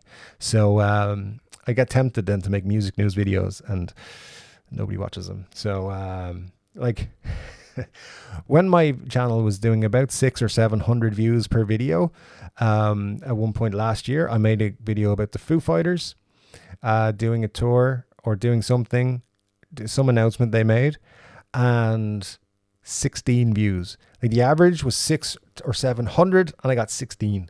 So I was like, I should probably not make music videos anymore, like music news videos. Anyway, that's that. And Marcia says, down to 34 when I mentioned the mic. Marcia, what are you doing? It's down to 29 now. Oh my God. so, stay, don't go. What are you doing? But so we have yet another super chat from Muddy H2O. Thank you, sir. Thank you so much. He says, I won't be as happy as getting to spend my Saturdays with you and the wonderful folks in chat. Aw, thanks, Muddy. But you'll be way happier with that Flying V. Because it's a guitar. I mean, guitars are better than people. You know that. But no, I appreciate it so much. Honestly, it's super cool of you. Thank you so much. And thanks for the nice compliment about the folks around here. They are cool people. I like them a lot. Subscribe. And after 1 minute, you can join the chat. Then unsubscribe if you want. Hey, Al, don't tell people to unsubscribe. What are you doing? But yeah, you have to be subscribed for at least a minute before you can join the chat. And that's very true. Because I'm going to try and get through as many chats. So I might skip a couple, people saying hello to each other and stuff like that. Winston Smith, nice to see you. Winston says Fender China. They do make some guitars in China, that's for sure. Let me see then. We'll try and jump in here. Earth guitars are half step away from being fart. See what I did there? Actually, I can see that being a very common modification on those guitars, to be honest. Benny says, so Dave, is it your birthday? If so, congratulations. Also, I'd actually like to see some more expensive Epis as long as specs follow the price. Interesting thoughts, Benny. I appreciate that. Birthday's on Monday. Flying V's birthday is on Tuesday. We're both coming 40. So yeah, we're looking forward to that. I mean, I presume my Flying V is looking forward to it. Lots of work being done on her this week. Adjustments, new bridge, new pickups, getting all the special treatments. But yeah, thanks, Benny. Yeah, I agree with you. Like, when it comes to Epiphones, as long as the specs are cool, I'll be okay. I will make videos bitching about it because I need to get views up again. But at the same time, the specs are good. The specs are good, and I do really like Epiphone guitars. What I don't like though is that they're kind of trying to sneak it in. But don't worry, I'll let you know what they're doing as we go. And when it comes to the specs, the spec booms, like I wish lower end Gibsons were cheaper. I think lower end Gibsons should be 600-700, and then like the basic ones, the tributes, the specials, they should be really, really cheap. Same way Fender made in Mexico is really cheap. Player series and so forth. But instead, what they're doing is just putting in these more premium Epiphone ranges, which I mean, they look pretty cool. Like, you got things like, dare I say it, the Lazarus, and whatever Joe Bonamassa releases later this year, probably another Les Paul. You have the Adam Jones ones, which are going to come out. They're going to be cool. The Cantrell Wino, like the Wino one is pretty cool. You know, that kind of stuff at the right pricing is cool. I believe there's a new pickup. I'm not 100% sure on this. I believe the Wino has a new pickup from Epiphone. I think it's a replica of a classic 57. So it'll be interesting to see what that actually sounds like and how they've done with it. Now, whether it's an actual replica of that, I'm not sure. But I agree. I think if they do it right, a higher price Epiphones with higher specs will be a good thing. But I don't trust them. And it's just going to leave me lots of room to make Gibson / Epiphone rants. So, you know, should be pleased. The channel will grow. Phil McKnight has been reviewing the Earths. Him and Steve from Boston like them a lot from our friends at Amazon. Glenn, cool. Good to know. Yeah, I don't really watch a lot of review things unless I'm interested in it. You know, even Phil, I like to watch Phil's channel a lot. My favorite guitar channel, by the way, Guitaristas. If you haven't subscribed to Guitaristas, you should, and you should sign up for their monthly or their yearly subscription service, because you get extra videos and they make excellent. I think they make the best guitar videos on YouTube. They don't pay me to say that. There's no reason for me to say it. I just think they're the best guys making videos on YouTube. Colin over there is really cool as well. So anyway, see how I get not through the comments quite quickly. Marcia says, I like Acoustasonics. It's actually pretty versatile. I've seen people use it up for all styles of music. Imagine rocking out and switching it to acoustic for that part of the ballad where it gets deep. Yeah, they just don't feel cool. Which is an important part. I don't know. I mean, as I said, I might turn around in a couple of weeks and be like, screw it, I'm buying one. And then get it in hand and be like, this is a great guitar. I just don't feel any love for it right now. But it did cross my mind. I was actually looking at them earlier thinking, will I buy one? Do I want one? Maybe it's just the color choices and I don't know. But they're definitely versatile. They got some cool sounds and everything. Yeah, you got a very good point there, Marcia, for sure. But you know, I'm fickle. I like them something one week and then not the next. Only in guitars, usually. Cushman says, got 2 Gibson LPs for a real Gibson SG this year. That's a good deal. Earth does have their own website. I prefer them instead of Amazon. I've heard that Amazon has sold counterfeit strings from Ernie Ball, Daddario and such. There are many scams on Amazon. Many scams I've heard of. I've heard it, because they have such a liberal returns policy, you can get away with returning pretty much anything. So I have heard, I'll give a non-guitar example for this, but I have heard of people purchasing video games and returning bootleg DVDs in the case. And apparently they just check, is that what's supposed to be? Is there a disc in the case? There's a disc in the case, give them a refund. Doesn't matter what it is. So yeah, you can apparently get a refund for anything off Amazon without even returning the real thing. So I think what happens is they return something, someone looks at it and says, it's okay, we can sell this. And then they send out the counterfeit stuff. I don't know, but that's what I've heard. There was a YouTube video I saw. It was like, yeah, some dude was like buying Amazon crates or something, and he was like, yeah, sometimes you get like, you think you've got like a PlayStation game, and it's not. It's like a DVD, or it's nothing, a blank CD or something. So yeah, apparently Amazon just give away money and stuff. So you could buy a Gibson off Amazon, because they do sell Gibsons. You could buy a Gibson and send a Chipson, see if they notice. They probably wouldn't, unless they were guitar people, which they probably are not. Anyway, let's not promote fraud. SB says, well, people, gotta go for the day. Phone is running out of battery. Have a great stream, Dave and chat. SB, thanks for dropping by. Appreciate it. Have a great evening and a great week, and we'll see you next week, hopefully. Yeah, thanks for dropping by. Ryan Byrne says, I like them too, but I'd prefer something like PRS CE22 semi-hollow. Yep. I have a semi-hollow custom 22. It's an SE, but it's still awesome. It's still one of my favorite guitars ever. It's up there, like it's in my top 3. It's in my top 3 of my owned guitars. My current owned guitars, my top 3 is my SG Special, my Flying V, and my PRS Custom 22. So just in case you were wondering which ones, those are my favorite at the moment. Money says, was looking at the custom shop Murphy Lab 64s, can't do slim necks, with the Maestro today. Actually prefer the hardtail though. Yeah, those 64s are pretty cool though. They are pretty cool.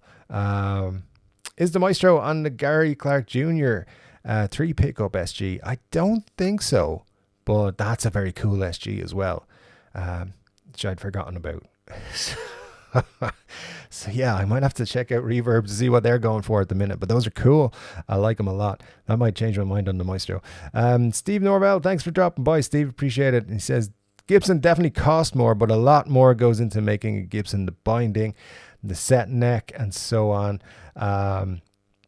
Yeah, that's a very good point. Making a Gibson guitar is different to making a Fender guitar in general, but like a Strat and a Telecaster were designed to be made cheaper. That was Leo's whole thing. His whole idea was like, let's make cheap, mass-producible guitars that are easy to assemble and easy to take apart again as well. So yeah, it's a very, very good point, Steve. They're designed to be cheaper, and that's why they're a little bit cheaper. So yeah, good call out there. Appreciate that. Anthony Marshall says, Anthony, I'll take a fart guitar if it doesn't sound like one.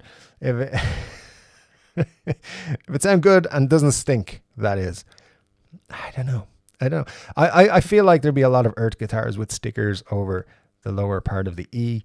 That's what my immature brain would tell me to do with that guitar. Al says, I buy strings from the local guitar shop. I had counterfeit the Dario strings I had bought in Brazil from their top online provider. Yeah, I only really buy guitar strings from Thomann. Anytime I'm buying anything, I just said throw in some strings as well, because I trust them. You know, the Germans have never done anything dishonest or inappropriate, right? Anyway, Money says, Scott, I thought that one was hardtail. Could be wrong though. I think it is a hardtail. To be quite honest, off the top of my head, I think it's a hardtail with a wraparound, or it's a wraparound. I think I'm not 100% though at the moment. My knees hurt. Says hello, people. Hello, my knees hurt. My knees do hurt. Usually, too many years running on hard pavements. It's been a while since that happened on you. Which one do you like, small or large pickguard SG? Cushman's asking Ricky Compton.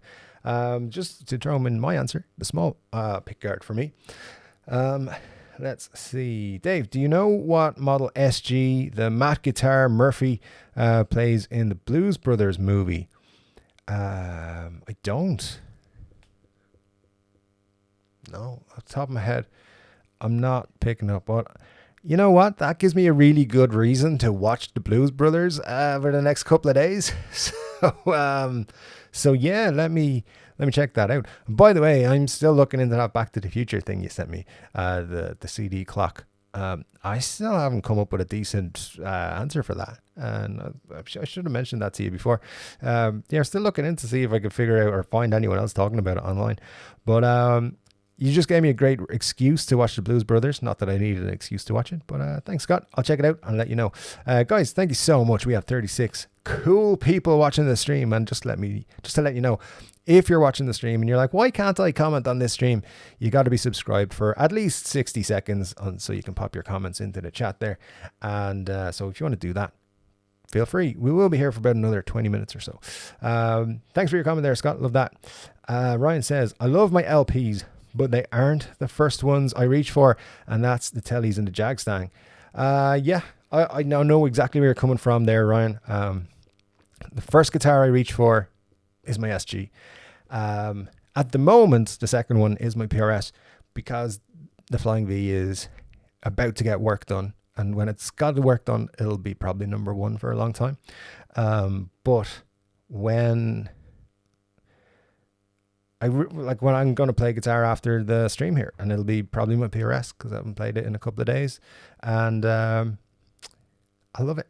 So yeah, I think that's the very thing. You can love your guitars, but sometimes it's another guitar you're going to pick up, and I love Les Pauls, but they're too heavy for me. So I think that's why I love SGs so much. Anyway, rolling on. Let me see. Ryan, Marcia says, Ryan, oh for sure, but people tend to knock Acoustasonics. I don't think those people get what it's about. Part of me thinks it's just the look that people are told. I think it might just be the look, Marcia. I think you've got a very good point there. I think the versatility, they have decent sounds.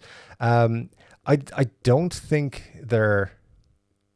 you could replace a collection of guitars with an Acoustasonic, as Fender will happily tell you that you can.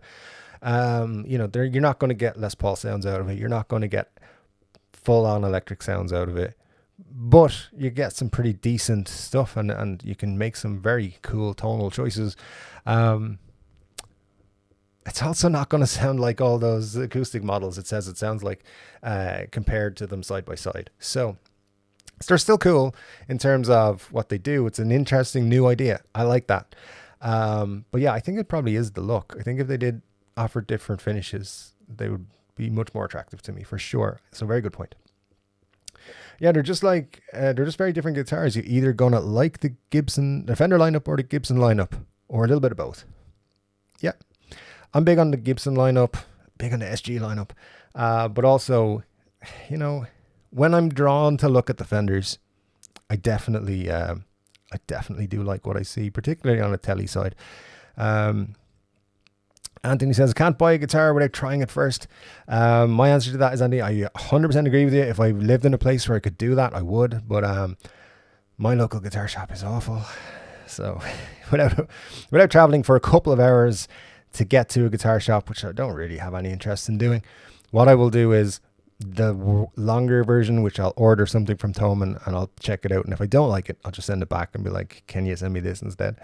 And they're cool. They'll do that for you. And they'll be like, they have to, because there's European laws where they have to let you opt out of an online purchase up to, I think it's 14 days after you receive it, without any penalties or anything. So they cover shipping and everything to return it. So yeah, it's more than a few times I've said, bought a guitar and been like, I just don't dig this. I'm going to send it back. So, but I tend to then only buy guitars that I actually am really, really interested in. So, but sometimes they just don't feel like a good fit and they go back. And I'm always sad when that happens. Alan says, think about Phil McKnight view of Fender. They are guitar parts manufacturer. That's an interesting one, yeah. Side company taking those parts and assembling. Gibson makes the entire guitar start to finish with the set necks. That's true. That's a very, very good point. My Knees Hurt says, EVH needs to make a V-style guitar. That'll be interesting. It'd be interesting. I mean, I'm sure at some point they'll start putting out different models. That's an yeah, I like that idea. Glenn says, I think my next guitar will be finally a black Strat, but it has to speak to me and Harley Benton Firebird if I can get one. Yeah, just act on those Harley Benton Firebirds as quickly as you can, because I reckon they will not last. They will, number one, they'll be popular, and number two, the Gibson lawsuit's gonna come, definitely. Like, they're gonna sell them, and then Gibson's gonna be like, hey, you can't sell that, so get one as quickly as you can. If you see them, get one. I'll let you guys know as soon as I know that they're coming. I talked to Toman quite a lot, so I'm going to see if I can get like a lead on that pretty soon. Let you guys know. But I think they're getting closer and closer to releasing it. It could be very, very soon. Al says that alone makes them more expensive. That's the building all of the Gibson stuff, doing all the set necks and all that sort of stuff. And that's very true. Money Search says, Anthony, I feel the same, even though I honestly cannot play well enough that it wouldn't matter. You know what? It's just about how it feels. So you don't worry about how you're playing, how well enough you're playing. Worry about how you feel when you're playing it. That's the only thing that matters. But yeah, thanks for joining us, my niece. It's really cool to have you here. And let me see. Martin says, we hope you'll keep coming back. We are a nice crowd of people. Usually, some of them are nice. No, it's a great crowd here. It's honestly some super cool people. And yeah, you're going to love it here. There's some cool people. Scott says, you need a Firebird like 3-Chord Dave logo on a shirt and a vertical line running from each side of the neck to the bottom so it's neck through. Scott, are you trying to get a job as my t-shirt designer? Because I like where you're pitching that. That's very cool. Yeah, that's nice. It's a good idea. I'm gonna mentally jot that one down and see what we've got. I have a couple of cool ideas for t-shirts. One of them will come out next week. I'll probably leave it up for a month and then we'll see what we do the month after. Because the t-shirts, you guys are buying the t-shirts, which is cool, and it does help out the channel. As I said, every penny goes back into the channel somehow. Yeah, t-shirts are fun to try and design, but yeah, I don't know. I'll probably get in trouble for the one I want to do next week. Glenn says, what are you trying to say, Marcia? Were you trying to say Geek Lord? I think she was. I think she was trying to promote Geek Lord on the channel. Don't know why, guys. Don't know why. What the difference between a made in Mexico Fender and a USA Fender? About 180 miles. Yep. It is that close, isn't it? Yeah, I don't know. I mean, to be honest with you, I haven't had much experience with USA Fenders. Had a little bit with Japanese made Fenders. Fantastic. Any Mexican Fenders I've played have been really good. Don't know other people's opinions, but I know some people just shit all over made in Mexico's. Don't really understand that. But there you go. Marcia says, haven't seen Geek Lord's bass review, but I'll have to go look now for kicks. Yeah, absolutely. Todd says he's a good bass player, so interesting. Al weirdly says, Geek Lord, aka Geek Lord, thinks he's better since buying a Marshall. Don't tell him otherwise. Geek Lord as Geek Lord, aka Geek Lord. Interesting. Phil Nicky 6 bass is better looking than Gene's. Gene Simmons has more coming from Gibson. There's just a whole Gene Simmons collection, which nobody asked for, but everyone's getting. But it's just kind of how Gibson are doing it these days. But yeah, the Nicky 6 one is a cool one if you're into basses. Ryan, what is this Geek Lord I've been hearing so much about? Ryan Byrne. Trog Geek Lord. Yeah, that's the one. What happened there? Just to explain that, just in case any of the new people don't know. So Geek Lord, or the Trogmeister, was coming up on the show quite a lot, and it just became a bit of a joke. We were like, let's change the name so that, we're not getting in trouble talking about his channel and so forth. I'm a person who watches his channel quite a bit. I do enjoy some of his videos, and like some people have said, turn off then when he does his demos. But yes, just to stop talking about particularly his channel, we came up with a nickname for him, and it gets used quite a lot, as you can tell. So that's all it is. Let's see. Al says Dylan Talks Tone is selling his Silver Sky SE with his pickups now for $800. Too tempting, but not today. I thought he loved it, and I said it was like the best not Strat he ever played. Again, didn't watch too many of his videos about it, but because kind of Silver Sky overkill just kind of ruined the Silver Sky for me, to be quite honest, when that came out. But interesting. So he put his own pickups in it, and now he's selling it for $800 as well. That's decent. That is a decent price. So very interesting. Marcia says, you mean nobody bought it yet, Al? I thought he said he'd put it up for sale a few weeks ago. Interesting. He bought it to compare to the core Silver Sky. Okay. Interesting. Yeah, just listen, he makes some good content, that dude, and I believe his pickups are awesome as well. So very cool to see someone's going to get a nice guitar from him there. A Marshall just amplifies what you... Oh, Benny, sorry, I said. A Marshall just already amplifies what you already have. If you're bad louder. I like being bad louder. It's very true. It's very true. And it was still for them. Let me see. Muddy, I don't think you'll be happy till you get the V, bro. Try again if you can. I agree with Glenn. 100%. Let me see then. My Knees Hurt says, I don't like painted guitars, even though most of mine are. I'd like to see the wood grain. I like to see the wood grain. Colored stains are good. Red, of course, but I like to see the wood grain. I agree with you 100%. I like to see the wood grain. There was a stage where I was like, I don't like solid colors on guitars at all. And then I bought some. I was like, all right, fine. I do like it. So it depends on the colors, but I'm 100% with you there. I love seeing the wood grain. I think it makes the guitar much more kind of, I don't know. It's just kind of reminds you that it's a wooden thing and not a metal object or something. I don't know. That makes no sense, but whatever. But like my Flying V is probably my prettiest guitar because the curly maple top it's just gorgeous. Just look at it, and in the right light, it seems to be dancing all day long. It's fantastic. So yeah, I agree with you 100%. Wood grain is awesome. Benny says Marshalls rock though. They do. I like a Marshall. Planning to get a really cool one at some point. Glenn says I tried to trade my Dinky once, but she wasn't interested. Oops, you're talking about Jackson. My bad. Yes, Glenn. Thanks for that info. Appreciate it. Muddy says to Glenn, I'm trying to tell myself I'll be happy without it. My custom shop mahogany is fantastic, so trying to convince myself I don't need the Carina. You do need the Carina. But anyway, moving on. No, you don't need it. You want it. So there's a huge difference in wanting and needing. If you want it, that's more powerful. You can send Greenpeace to Gibson for refin. Won't hurt the resale too bad. It's true, but it would cost a fortune. That's a good shout, though, to be honest, Glenn. You could do it. Oh, I'll have to think about it. I'm still going to make him a cheeky offer, I think.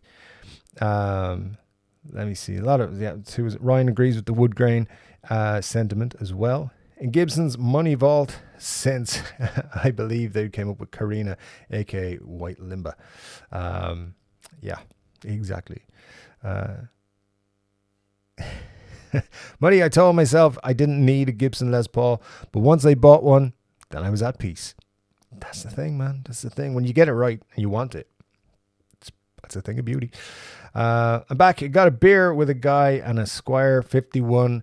Interested in the Dinky. That sounds very interesting, but I'd have to make a road trip to swap. Squire 51. Interested. Yeah, that sounds pretty cool. So, if it's worth the road trip, it's not too far, maybe check it out.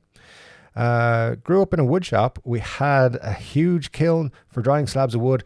I really like seeing the uniqueness of the tree. Very cool, my niece. Yeah, absolutely, it's cool. I mean, some people underestimate how important the wood is, but it's so beautiful to see a really good wood grain. I 100% agree with you there. Let me see. Muddy says, I hear you, buddy. I sold a beauty CS R9. It was gorgeous. I sold to help fund the Carina too, though I've just never been able to get around the upper fret access on the pulse. Your custom shop R9 was gorgeous. Wish I could have bought it, but yeah, you wanted like money for it, which was, you know, I mean, fine, but you know, I felt like I couldn't do that at the time. But no, it was very cool guitar. Yeah, I think you need that Carina, man. I really do. So that we can see it and be like jealous. ISG, big or small pickguard? Thoughts all? It's a small pickguard for me. I'm in the as little pickguard as possible group. I don't like pickguards at all because, you know, I know they serve a purpose. I just like they're just big slabs of plastic. I don't like them at all. Let me see. I missed a comment there. Mohammed is here. Says, hey everyone. Hey Mohammed, good to see you again. Thanks for dropping by. Always good to have you here. Rat Shell Gibson. Interesting. Anyway, it was interesting. He was holding his Gibson SG, his vintage SG, during that whole video that he made. Muddy says, my experience with the Gibby Carina V actually has me considering a USA Hamer Vector Carina V from the late 90s or early 2000s. Very interesting, Muddy. I was checking out one of their Explorers this week. It was a Gold Top Explorer, and it's a very cool looking one. So, yeah, listen, Carina is cool, but a Gibson, I mean, Gibson hurt you, man. They did. They did no goods to you, but it's definitely worth checking out that Hamer for sure. Yeah, super jealous a little bit. Has there ever been Carina Firebird, either Gibson or Epiphone? Good question. I don't know the answer to it just yet. But yeah, I'm not 100% sure. Muddy H2O, the greatest name on YouTube yet. Another super chat, sir. Tonight, you are just super generous. Thank you so much. I appreciate it. Like, just amazing. This comment is late. Got snagged in a hole. That can happen. You don't want to get snagged in those holes. Don't agree with Gibsons being more expensive because of set necks, etc., etc.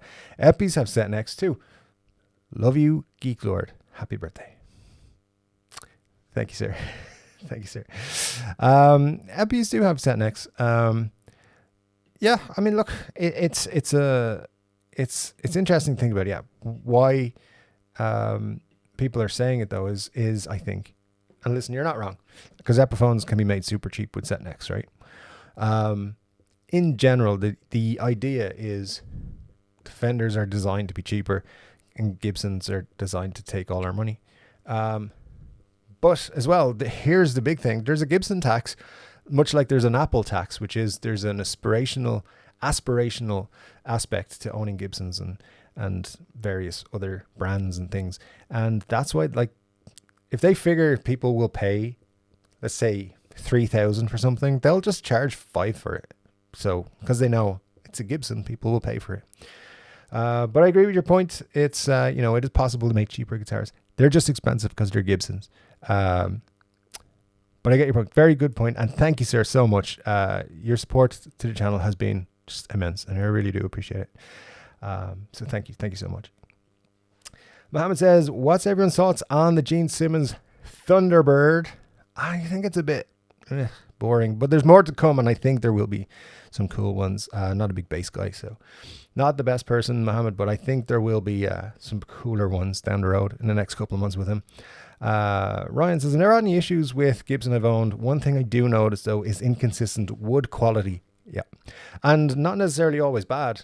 Like as you've probably seen, you can pick up tributes and studios with amazing flame maple necks, for example, which then like you have a really expensive guitar with like the plainest neck you've ever seen. So yeah, 100%. And Ryan also says Gene Simmons can F off. Yeah, you know, he has his opinions, and I don't necessarily agree with him. That's what we've got. Local store has a Hamer V and Explorer 10K ish for each. That's from My Knees Hurt. Very cool. Look, if they're in that market for that same Carina V, it might be worth going that way because of the quality control issues that Muddy had with his one. Rather have Nicky 6 bass over a Gene. Yeah, I think Gene's one, his first one in the collection is boring. Don't know why to put out the boring one first, but they did the same with the Mustaines, I believe. They did that for sure, because the Dave Mustaine ones that came out, like there's better ones coming.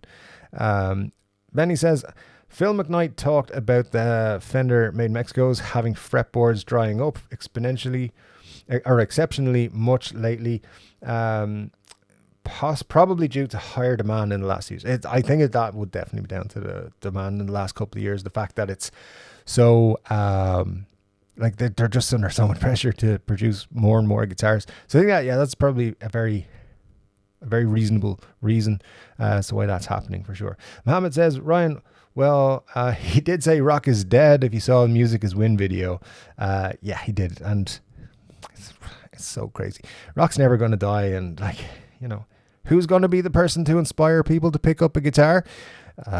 Jimmy Page, the other guys, the Beatles, you know, Jimi Hendrix / all of their recordings still exist, Gene, all of them.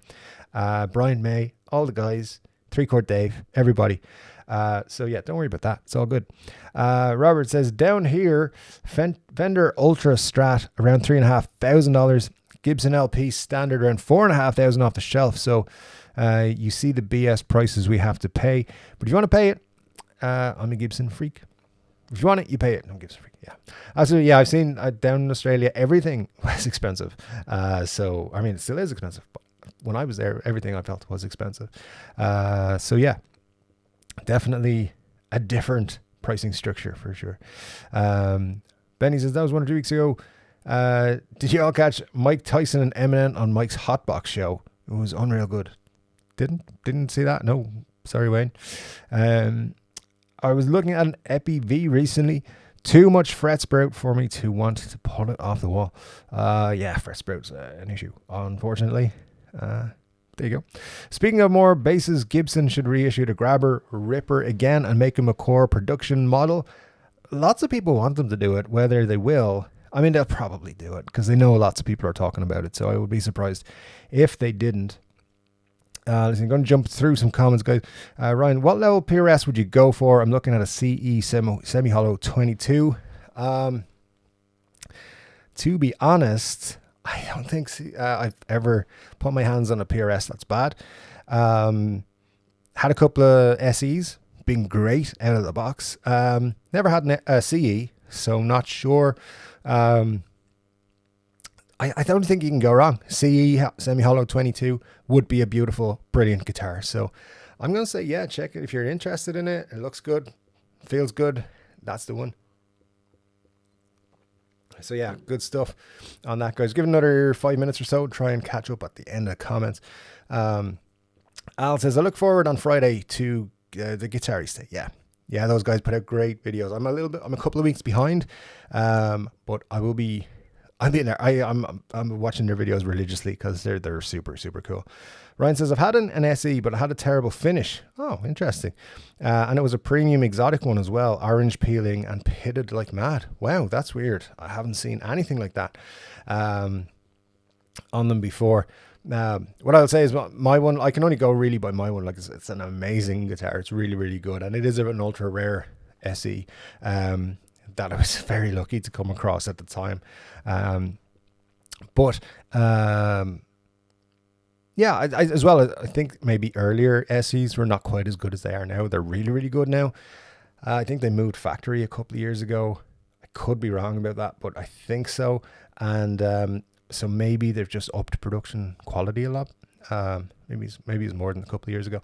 But I've had SE. It was great. CE I think would be amazing, and I would probably look at a CE if I was going higher end PRS. So there you go. My niece said, I need anorexic necks. There's nothing like a slim taper neck, in my opinion. I love them so much. That's why I love SG so much. Mohammed says, Dave, what guitars do you passionately love and passionately hate? I really appreciate Rickenbackers and dislike BC Rich and ESPs. In terms of brands, I don't think I hate a brand particularly, but I'm a Gibson Epiphone guy and have been for a long, long time. They're my kind of go-to when I start looking. I go to that section first. Obviously, when it comes to it, like my favorite guitars are SGs, so it would be I passionately love them. I don't really hate any, not that I can think of, but I probably think of something and be like, oh, I should have said that later. But yeah, not really.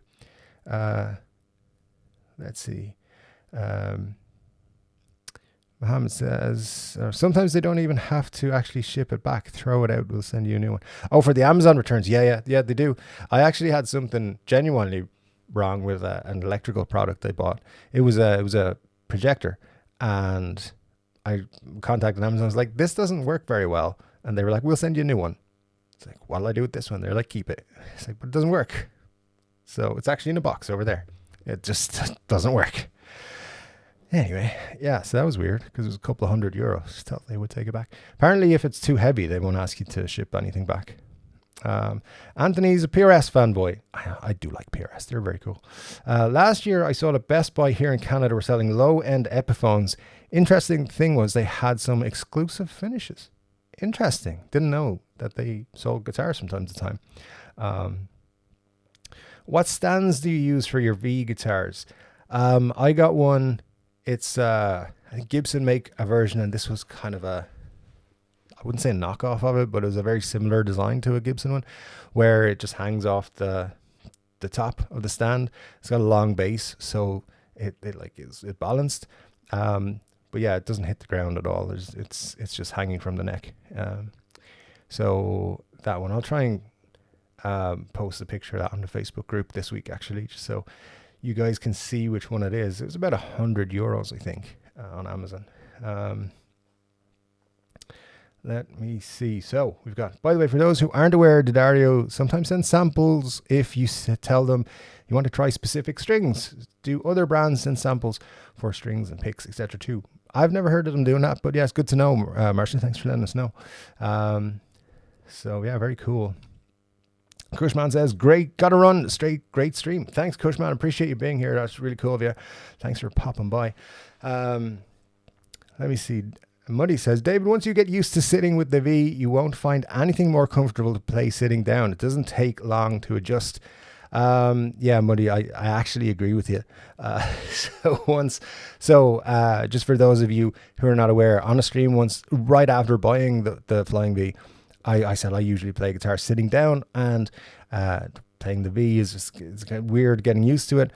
Muddy told me how to sit comfortably with it, and it is very comfortable once you just put it in the right position. And it's a very cool experience to just pick up your V and start playing. So yeah, I agree with you 100% there. It is very cool. It then does, once you play like the V for like a week without touching anything else, and then try and play an SG or something, you're like, whoa, this feels weird. Why does my hand not like go to the right positions? Anyway, been asked that question a lot of times. Todd Moore says, gotta drop out, folks. Have a good one.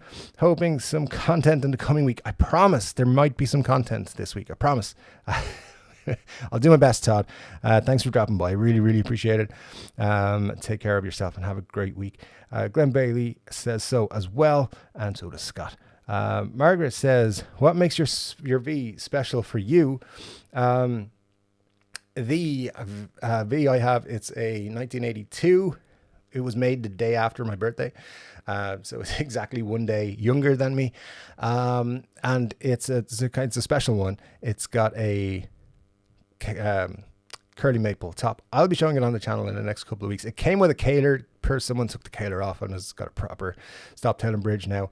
For me, it's an unusual guitar from the early 80s Northern era, the end of the Northern era, and it's pretty cool. So but yeah, keep an eye on the channel if you haven't seen it. I will be showing it very soon, hopefully in the next week or two. Muddy H2O, oh my god, sir, yet another super chat. Thank you so much. And you have said, in all seriousness, happy birthday, brother. Thanks for bringing this awesome community together. You are definitely my second favorite YouTuber. Thank you so much. It is an honor to be your second favorite YouTuber. I appreciate that so much. And yeah, this is a great community, and I appreciate every single one of you. But Muddy H2O, thanks a million for all of your support in all the ways that you support the channel. Super cool of you. Thanks a million. Yeah, can't say that enough. Muddy says, to Margaret, sound, they have their own thing going on for the Flying V's. Comfort playing while sitting, and upper fret access. Yeah, true, it's very true. Upper fret access is very different on a V. Nothing like it. Thanks for the stream, Dave. Says Scott, always a great time and always goes too quick. It surely does. Goes very quickly. Crest the Bear 69. Hi from Geneva, Dave. Hi from Wexford in Ireland, Crest the Bear. Appreciate it that you've popped by. And Muddy H2O says he can design the t-shirts as long as I can still design the TCD thongs. That's all you, man. Yeah, you do it. Anthony says you need channel stickers. Guitar players love stickers. There's stickers in the merch links. If you follow the t-shirt links, there's also stickers there. Anthony, thanks for pointing that out. Very cool. But yeah, absolutely. I'll add to the sticker collection at some point, but you're right. We do love stickers. Rachel made a video on Gibson being for old guitarists. Yeah, I think the point he was trying to make, was that older people have more money. Well, that's not always the case. But are seen as like older person guitars because older bands play them. I don't necessarily agree with a lot of what he said in that video, but I like his videos a lot. I think he's a cool person. My knees hurt says, I don't really watch Geek Lord, but does anyone know how he got his money to buy guitars, or did he just keep flipping, treading water? Not sure. A lot of people have said it's because he came from money. But yeah, he's I think he just got into it. Maybe he got a lot of money from his family to set up a business, and that's the business. He's been successful at it. He seems to sell a lot of stuff, so that's just how it goes. Just how it goes. But either way, he's doing well. Good luck to him. Let's have a look here. My knees hurt. It's his business. He could have got a loan. He mentions that when he gets something he really likes, he keeps it for himself. That's true. Matt says, I have a Mexican road-worn Tele and a Strat. Both are FSR versions and great guitars. For me, the best bang for the buck in the Fender range in terms of spec. I think the Ventera models are very, very cool. I think they're definitely worth looking at. I'll be looking at those in the next week or two, for sure. We'll see what happens. Gibson Fender used 60s guitar colors to sell guitar to teenage males. That's not wrong. Ernie B, nice to see you, Ernie. Glad to you popped in. Yes, we do need the Carina for sure. Trogley must be making a decent bank from his channel. He has a new video up every day. YouTube, plus his buying and selling must keep the money coming in. Yeah, he's making good money on YouTube, no doubt about that. None of us need gear. We want gear. I don't need an MXR Phase 90 EVH model pedal, but I ordered one today because I want one. I'm sick like that. Yeah, wanting is better than needing for sure. 100%. They're supposed to have a Gene Simmons V bass coming soon. Still not interested. Yeah, V bass is coming for sure.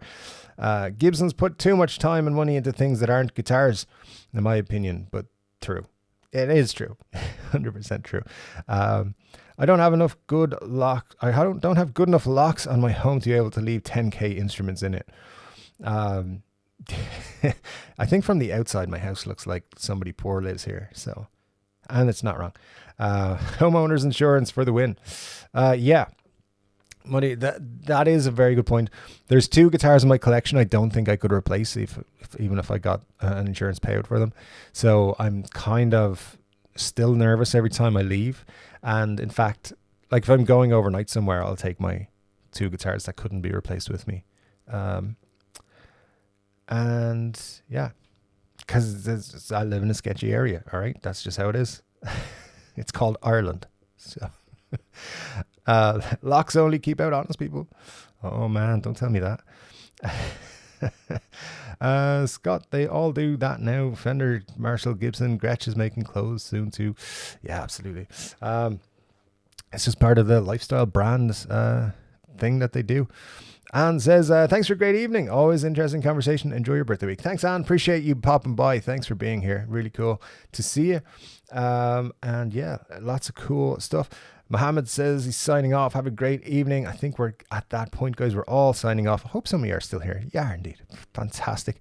Hercules stands are great. Hangs by the neck. Runs about $50. Al saying us, telling us that. It's good stuff. Money's Hurt. Great show. Have a good one, folks. Thank you so much. Eric says, what are your thoughts on the / Gibson standards? The Gibson standards are pretty cool. I like them. The Epiphone versions I did not like for the custom Pro Booker nonsense. But yeah, the Gibson ones are very cool. I like them. If I was going to pick one up, I would buy the Anaconda Burst probably, or I might be swung by the, what's the red one called? The Vermilion Burst. I like that a lot. So yeah, one of those 2 probably I would add to. Al saying, take care of yourselves, guys. Same. See you next week. Same bad time, same bad channel. Indeed.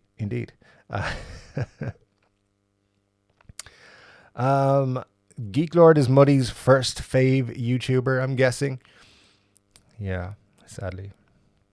It's fine. It's fine. He knows how it makes me feel, but you know, it's all good.